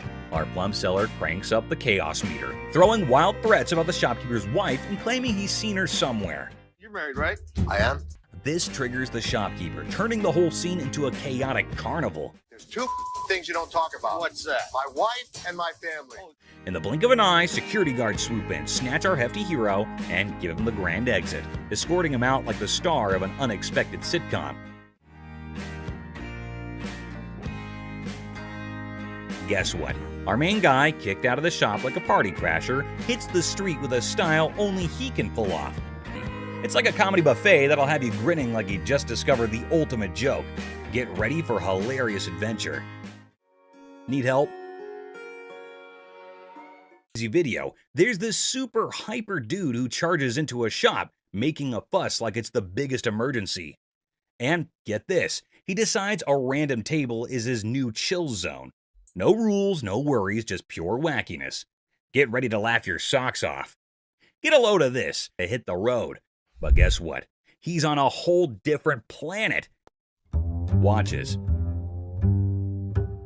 Get ready to giggle. So there's this new lady in the shop who's decided to be a rebel. She goes all sneaky and puts the shop's watches up for sale online without telling, confidently struts away, leaving the staff scratching their heads like, did that just happen? It's a hilarious roller coaster and you won't stop laughing. You weren't as big of a bitch. I was wrong. Excuse me? Get the out of here. Get set to lol. This funny video is like a crazy ride with surprises, silliness, and a hint of madness that'll have you laughing without a pause. The twists and turns make it a hilarious and chaotic experience for anyone lucky enough to catch the shop's wild antics. Brace yourself for a good laugh as you watch the madness unfold in the side-splitting comedy script style video. What did she say? That I am the bitch. Get the out of here. Penny pincher. Get ready to chuckle. This hilarious video is all about a super energetic girl trying to convince her super penny pincher dad to hire more security for their shop.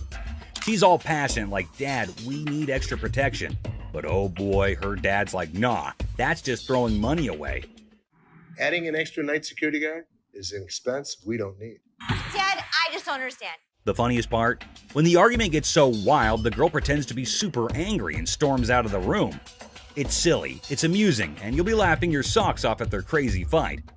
Every single time I have an idea and I bring it to your attention, he then has to walk in. Hold on to your funny bone. This comedy video is pure chaos when the staff walks out, and surprise, the roof is missing. Peeled the roof off? Yeah, they peeled the roof. Yep, someone peeled it away like a giant banana.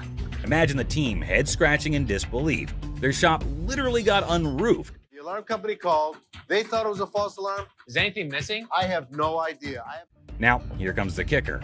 They start worrying it might be a sneaky robbery. Cue the panic as they sprint to check the CCTV, hoping to catch the audacious roof peeler in action. Get ready for a laughter-packed roller coaster as they dive into this hilarious investigation. Get ready to laugh in this super funny video. They got two guys. So they get through the internet room, jump in. The staff at a quirky shop freaks out when they find out someone peeled off the roof for a supposed robbery. Total chaos, right? So they go all detective and check the CCTV footage. But wait for it. Turns out, not one, not two, but three guys break in. And here's the kicker. Looks like they grabbed the coat right there and then out. So these guys could have been part of a three-man team. One of them ends up hiding inside the fridge. It's like a comedy show gone wild, leaving the staff scratching their heads and everyone else in stitches. You won't believe the crazy twist in this comical caper. We got broken into last night. Took it for a coat and ran out. I told you that security should have been here at night. Stolen microphone. The seller, baffled, asks when they were taken off the rack. It's a funny scene of concert chaos turned into a pawn shop jackpot, where microphones become rock star souvenirs, and the friend is the accidental hero of the day. Microphones I picked up from a concert last night. The person insists the microphones were flung into the concert crowd, a spontaneous catch. The seller, eyebrows raised, gets an unexpected call from American Jewelry about missing microphones. It's a classic mix-up where concert souvenirs turn into an unintentional pawn shop investigation, leaving everyone wondering how the microphones took an unexpected detour. I'm from American Jewelry. I have a gentleman down here. A mad girlfriend. Welcome to the whirlwind of pawn shop hilarity. Our unsuspecting star walks in aiming for a ring appraisal and potential pawn deal. Little did they know, they were about to join the ranks of pawn shop legends in a tale of marital madness. I wanted to get it appraised, see how much it might be worth. Okay. Hold on to your hat. Drama unfolds as accusations of ring-napping soar, plunging the spouse into an emotional roller coaster over the disappearance of their precious bling. The tension is so palpable, you could carve it with a jeweler's precision. Okay, when I give you an appraisal, that's not how much I'm gonna give you in pawn. Okay. But hold on, our hero clarifies, I'm here for an appraisal, not to pawn. Q gasps in the realization that pawn shop language got lost in translation. The spouse is in disbelief, and we can almost hear dramatic music building up in the background. You wanted an appraisal on this ring. Plot twist, the ring allegedly transformed into bike parts? Is this a pawn shop or a two-wheeled saga? Accusations fly faster than a speeding bike, plunging us into a marital showdown. Why'd you take my ring? Echoes through the pawn shop halls. Why'd you take my ring? Well, I wanted to see how much it was worth. Our hero is left flabbergasted, caught in the crossfire of accusations and domestic mayhem. I just wanted to know its worth, they exclaim, trying to defuse the explosive situation. But alas, emotions rage on. Yesterday you said you needed bike parts and didn't have the damn money. And all of a sudden you got my damn ring. Unexpectedly, a wild punch appears. The spouse transforms from the drama unfolds. They assert their right to park no matter the odds. Suddenly, I'm patiently telling you, dude. Park your spots out. Meanwhile, our hero, undeterred, asserts, I'm not going nowhere, as if the van gods themselves had bestowed upon them a divine parking mission. In a shocking turn of events, our hero literally stops, drops, and rolls on the store carpet, leaving everyone perplexed. The guy in the refrigerator. In this episode of Hardcore Pawn, we are taken to the time when a crazy man entered the shop, and when no one was looking, he took refuge in the refrigerator for reasons unknown. Thankfully, this man had spotted the crazy man and went to Ashley and others to let them know. At first, no one would believe him, but by the looks, he looked quite genuine, so they followed him up to the spot where the fridge was. Still hardly believing the man, they went to open the fridge, and boom! The man was curled up inside, about to make the refrigerator its new cozy little home. I don't know what y'all doing over here. There's some other in the refrigerator. What? The whole situation was so absurd that not a single person in the whole shop could believe that there was a whole person hiding inside there. Good thing that they have security in the shop, so the man got what he deserved. What the are you doing? Fake earrings. Two sassy black queens strut into the pawn shop, flaunting earrings worth $350. The seller, bewildered, questions their cash craving. They snap back. How you doing? Good. I'm here to pawn these earrings. Okay. Honey, our financial drama is an Oscar-winning secret. The seller innocently inquires about the swearing, prompting the girl to unleash a verbal firework. Trying to get $350 for them. Why do you need the money? It's none of your business why I need the money. As he fumbles to record the chaos, he realizes these queens can turn from pawn shop patrons to drama divas faster than his slowest sale. Talk about a speedy emotional roller coaster. Why are you swearing at me? Because you asking me why I'm coming in here to handle my business. In the midst of the jewelry saga, it's a linguistic roller coaster. The seller's ears are bombarded with jewelry, loan me my money, and a kid-eating crisis. What does my sign say? Jewelry and loan. This jewelry, loan me my money. I got to feed my kid. The drama unfolds faster than a soap opera, leaving him nervously counting non-existent diamonds. Talk about a pawn shop sitcom. Man, you getting on my nerves, dog. How'd you get You this? ain't even looked at my Do you know that these aren't real? In the sizzling pawn shop showdown, the women insist their earrings are as real as their sass. The seller, sweating in the Lacote, tries to diplomatically handle the diva duo. It's a battle of bling, attitude, and a heat wave, all under the watchful eye of leather-clad thermometers. Comedy gold. How the you gonna tell me just by looking at my that they not real? They're not real. As the Queen of Sass declares her exit, she throws shade like confetti. Insults rain down, targeting the seller's wrinkled-up hair and questionable fashion choices. With a parting shot about a jury and long bow ass, she exits, leaving the pawn shop in stitches and the seller questioning his life choices. I ain't leaving this till you give me my money. I need my mother dead. Coloring book. Ashley enters confidently, challenging authority. Seth tries to manage the chaos. Tension rises as they clash, leaving everyone puzzled. Don't come in here thinking that you know everything in your like. I didn't know you should anything. go off and like run back to Hawaii where you bought that shirt. Unearthed Gems, a JFK coloring book from '62, and a Frank Zappa one from '82. Mom's surprise drawer is found. Now, the shop's in for a laugh, unraveling the tale behind these quirky relics. Hello. Hello. I have a John F. Kennedy coloring book from 1962 and a Laugh out loud scene as the seller confesses to buying a Frank Zappa coloring book at 25, never cracking it open. Now, with 3 daughters in college, it's a hilarious quest for cash. The quirky relics become the center stage for a funny exchange in the pawn shop. So why do you want to get rid of it since you loved him so much? well, I have 3 daughters in college and I need money. The negotiation dance continues as the seller justifies prices, leaving room for haggling. Tension rises comically as the buyer feels snapped at. The shopkeeper offers a research break, declaring, "I'm not in a hurry," in this pawn shop sitcom starring quirky characters. Okay, do you want to give me some time to do a little research on this, You can or? have all the time you need. I'm not in a hurry. The plot thickens as Ashley discovers the price coloring book online for $8.75, triggering a hilarious spat. I didn't say any of that Can to you you. read that? $8.75. So make me an offer. 0. She hilariously expresses her dismay, accusing the customer of rushing and shoving a phone in her face. I'm looking at the one that he wanted $50 on, and I pull it off, and it says $8.75. The bickering ensues, with both claiming they're not married, adding an amusing layer to the pawn shop sitcom. I have to take it out this guy. That's how much he pissed me off.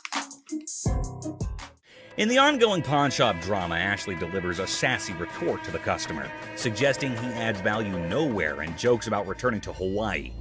The banter continues as another worker calls out Ashley for being rude, I think you're disgusting and rude. I didn't say any of that Can to you you. read that? $8.75. leading to a comical exchange where Ashley dismisses them to focus on yourself. The workplace comedy unfolds with quirky characters and witty comebacks. Well, you don't add value to the organization. I have one. Well, thank you so much. But the next Okay. time you send my paycheck, you can tell me how to work. Parking lot.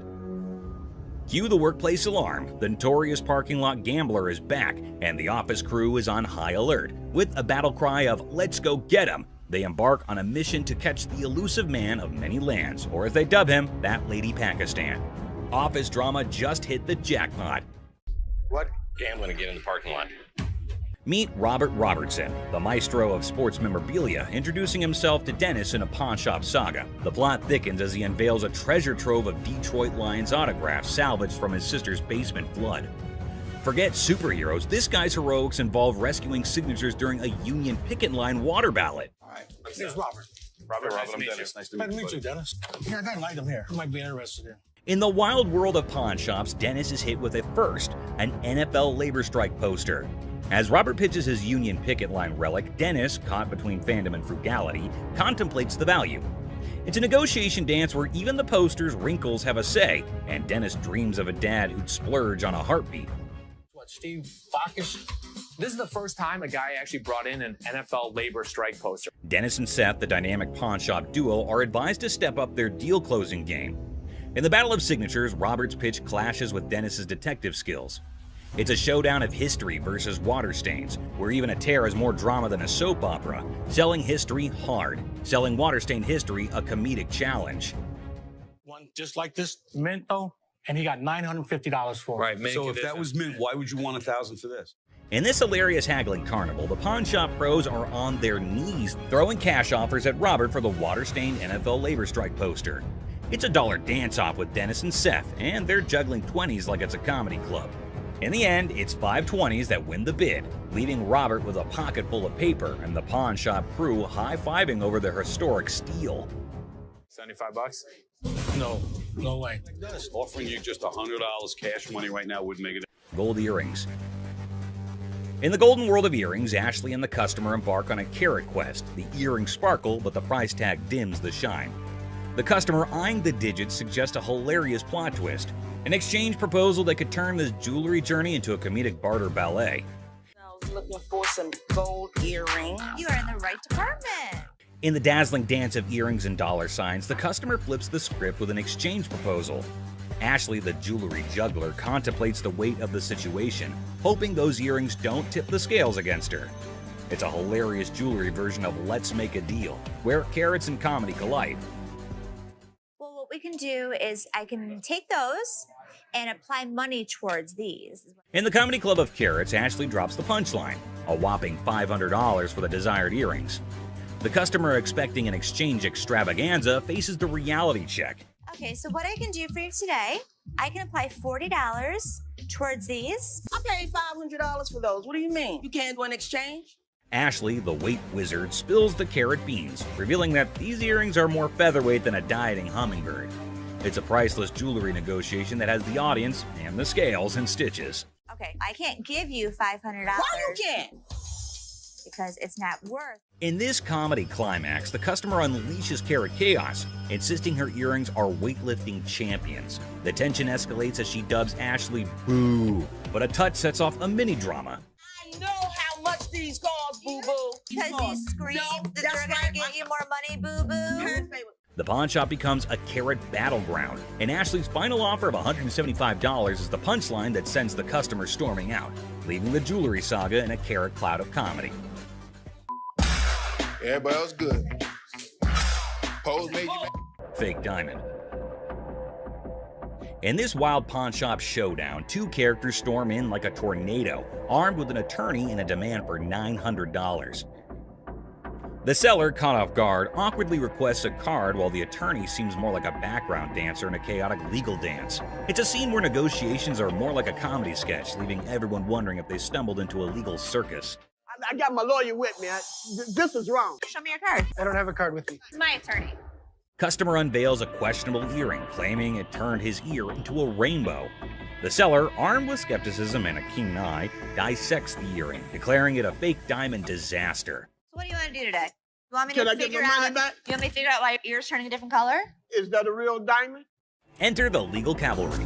The customer brandishes a lawyer in the name of mismatched receipts and the ear that turned technicolor. It's a jewelry malfunction turned legal circus, and the pawn shop is now the stage for hilarious gemstone saga.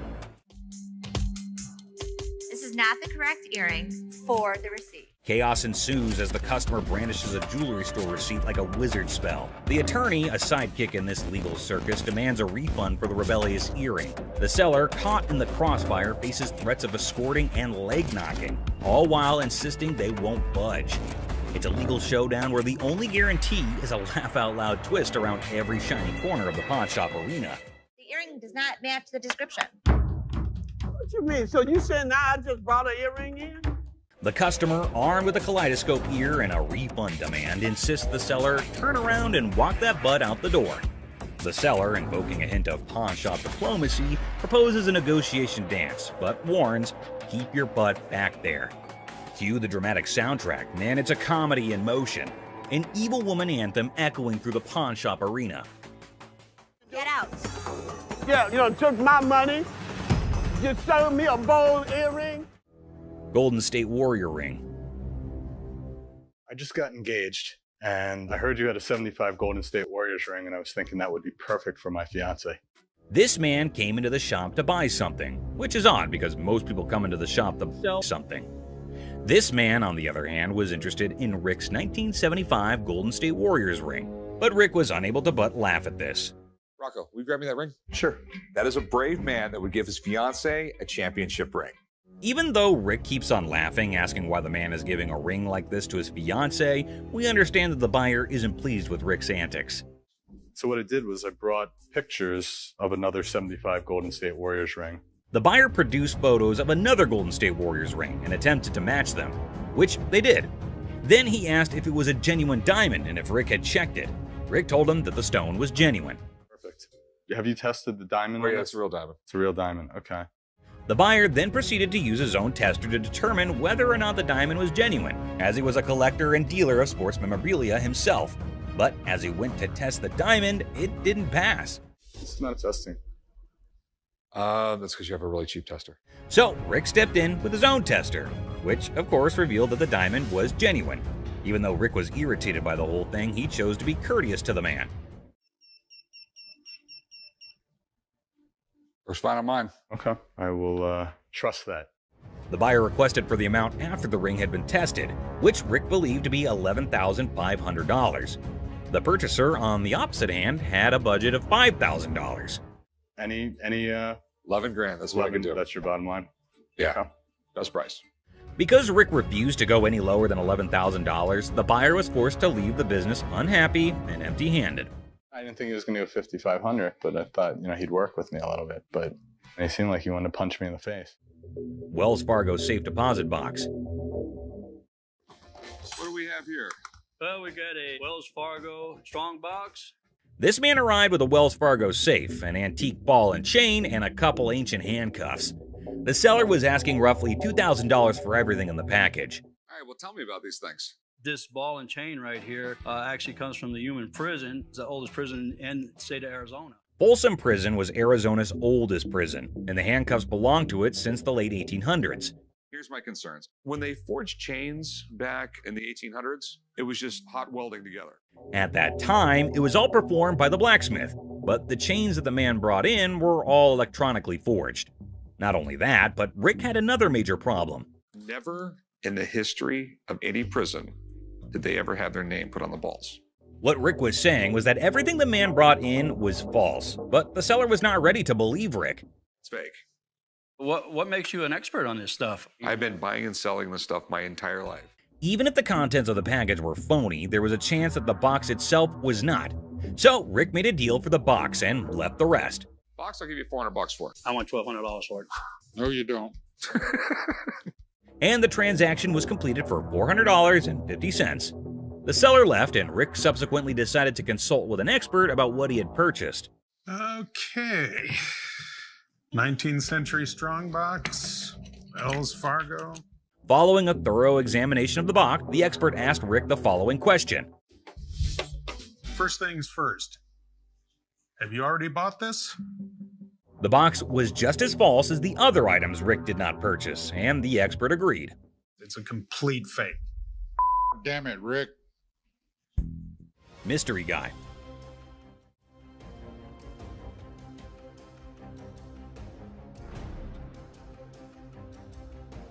Right there. Here they come again. Hang on to your hats, folks, because we're diving into one wild tale. Picture this, a mysterious dude looking like a secret agent casually strolls into a pawn shop, acting like he owns the place. The shopkeeper, eyes wide open, can't help but stare at this walking enigma. I mean, who wouldn't? He's like a riddle on two legs. Now brace yourselves for the craziness escalates. Our mystery guy isn't flying solo. He's got not one, but two ladies in tow, a trio causing a ruckus. They swagger up to the counter, and out of nowhere, the guy dramatically declares that the ticket he's waving is faker than a rubber chicken. Everyone in the shop, imaginary files included, gasps in surprise. Her on the ring, or get the ring back. She's got a receipt. Let me explain to you. This is a counterfeit ticket. Hold on to your giggles. The shopkeeper, smelling something fishy, turns into a detective. With a sneaky grin, he tells the trio to chill and confidently says, "I'll prove it's a fake." The suspense builds as he brings out the real ticket, examining both like he's some ticket art connoisseur. This is the amount of numbers that are here. Okay. Number 2 is state law mandates.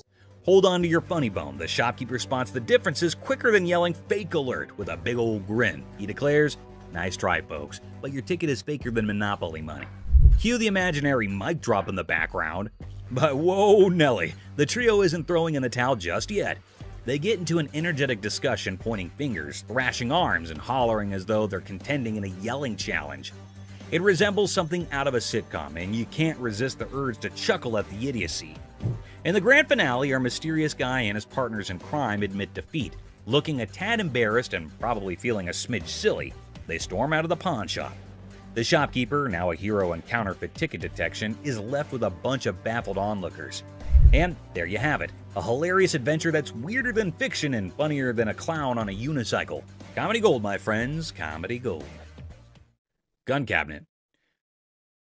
Well, it's a desk, but it's not really a desk.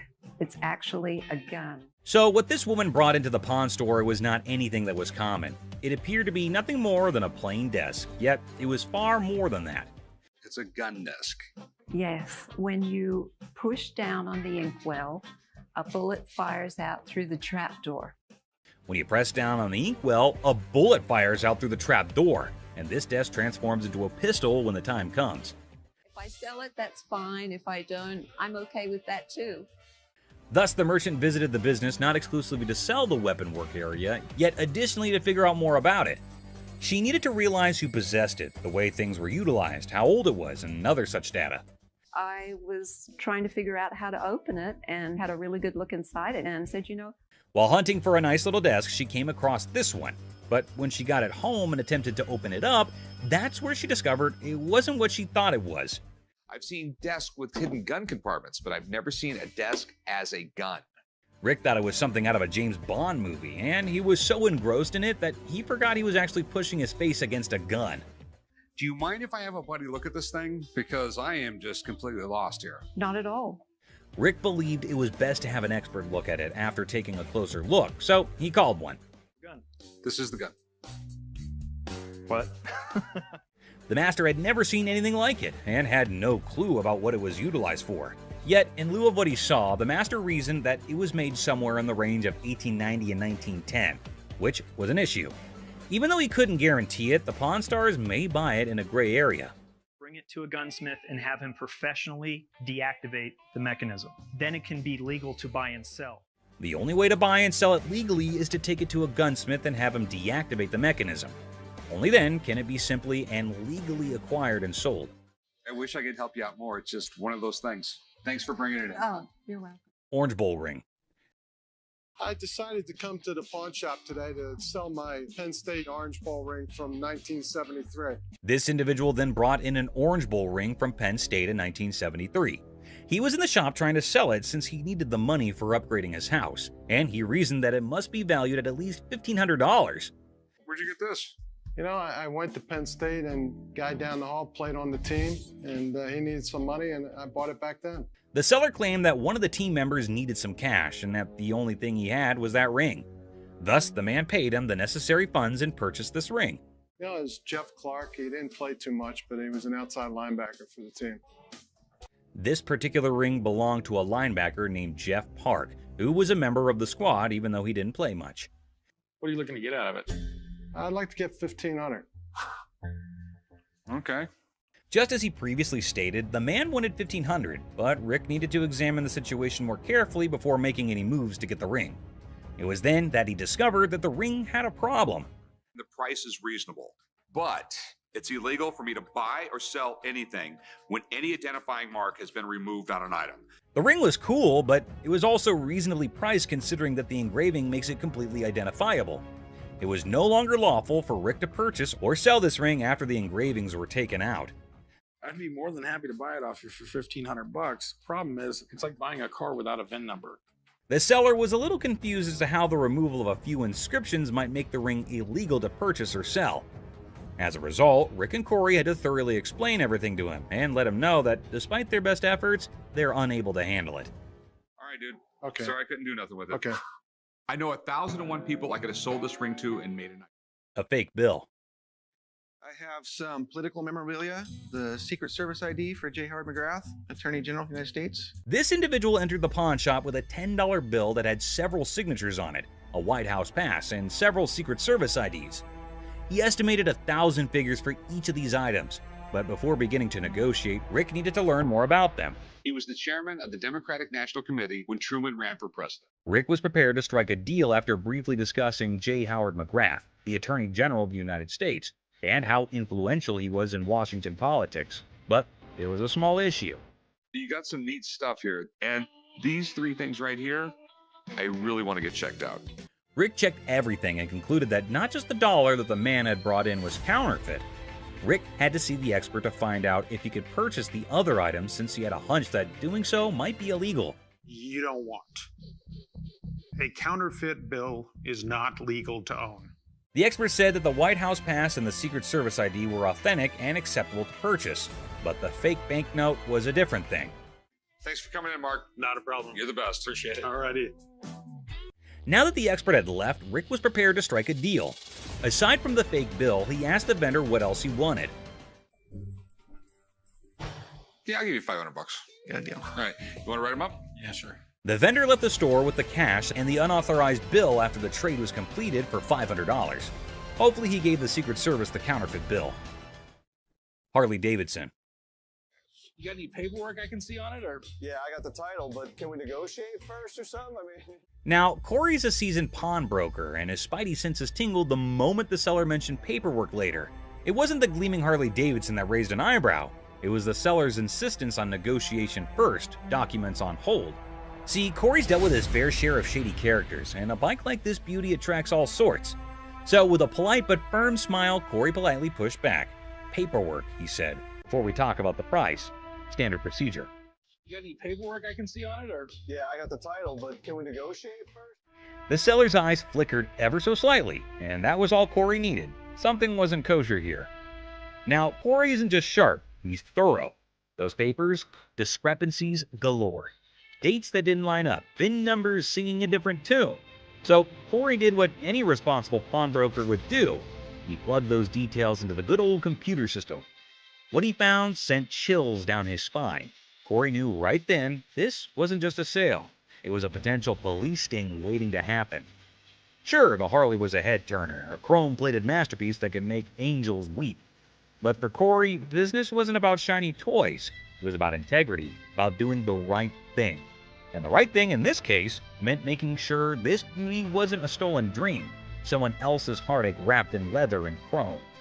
So, with a heavy heart and a clear conscience, Corey had to do what he had to do. Walk away from the deal, even if it meant letting that Harley roar out of his life and into the unknown. iPhone. I just got this phone that I bought here like 2-3 days ago, and this don't work. The bell above the pawn shop door jangled, and in walked a man clutching a sleek black phone. He announced, smooth as silk, that this beauty was a recent purchase, now sadly broken. The camera don't work. It keeps freezing and like that. He claims that it's just too irritating to use because the phone freezes frequently and the camera doesn't function. Did you download a camera function? No, it clearly got a camera. Why would I have to download it? When it was questioned if he had downloaded the camera feature, he became very irate. If he's telling the truth, then why does this inspection set him off? And why was he even being questioned about getting the download? That isn't how it operates in any case. You got your receipt? No, I ain't got it with me. I ain't bring it. First of all, we don't sell.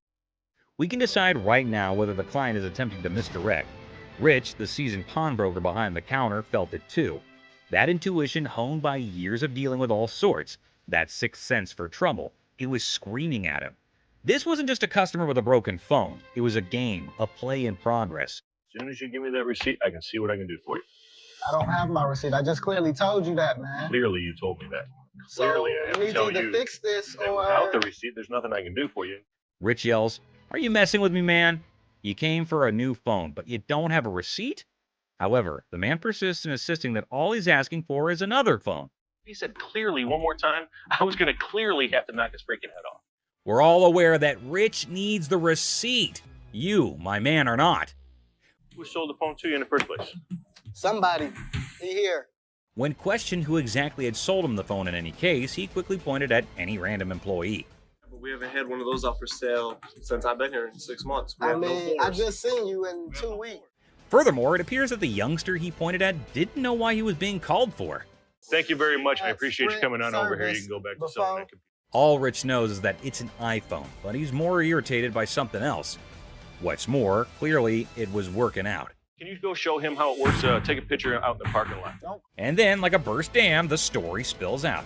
The phone wasn't his. The purchase was a shady deal in a back alley. The frustration wasn't with the camera. It was with the consequences. The cold sweat of a gamble gone wrong. With a sigh, Rich ushers in the man and his broken phone out of the shop. The heavy silence echoing their unspoken pact. The truth had been told, the game was over. That's all for our video. We hope you liked it. Please comment, like, and subscribe. Don't forget to hit the notification bell for more videos like this. Share it with your family and friends. See you next time. Christina stealing money. Here's something curious happening. Les seemed to be very angry over that man. Don't know what that man was doing there and what he had done, which made Les angry. Let's see what will happen. Ant stole the leftover money. Everyone there is so angry. What is going to happen now? Les is curious as he is sure that Christina cannot do this kind of stuff alone. There must be some other people supporting her in his play. Les is taking it to extremes and asking again and again if there's another one with her. Have you been working with any other employee?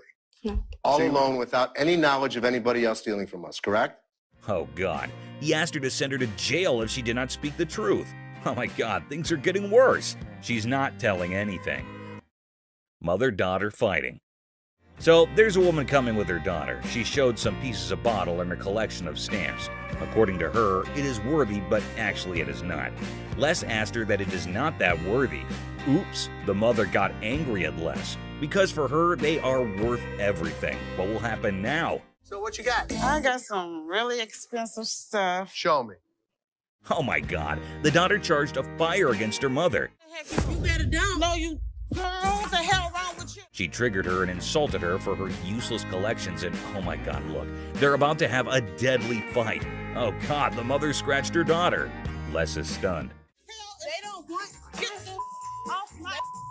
What the is wrong with you? The mother and daughter are having extreme fighting conditions. Everyone around is watching them. Les is stunned and did not have any idea that this would happen, or it might be very casual to them. Get the up now. Okay, the guard has been called. The mother is still beating her daughter well and doesn't want to argue anymore. Both are screaming at each other. The security guard is letting them out. Oh my God, how embarrassing and strange it is to see mother-daughter fighting like that. The security guard gets them out and everyone is laughing at them. Astonished Les.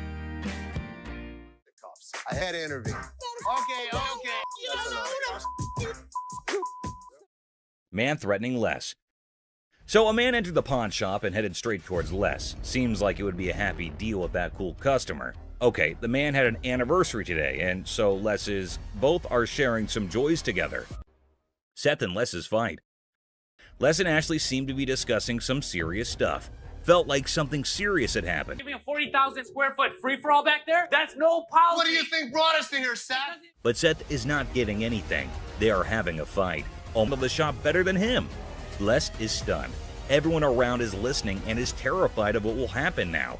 It's outdated. I can run this place better. I know exactly what needs to be done. I want the opportunity to run this place. Les is going to take everything very seriously. God knows where that anger will lead both of them to. Les is tailoring Seth that he cannot do anything, and without Les, the pawn shop would close. No one can run the shop better than Les. But things are not getting cool. Seth yelled after Les and got out of the cabin. Ashley, listening to all this, is making fun. God, it is not that serious. Well, Les in his anger was constantly getting furious over that debate. Man got beaten by Les. Well, people, there came a black young boy towards Ashley's counter. Ashley asked him, "Greetings. So, is he here to sell something?" So you want to just pawn it, right? Because you want to be able to get it back? Yeah.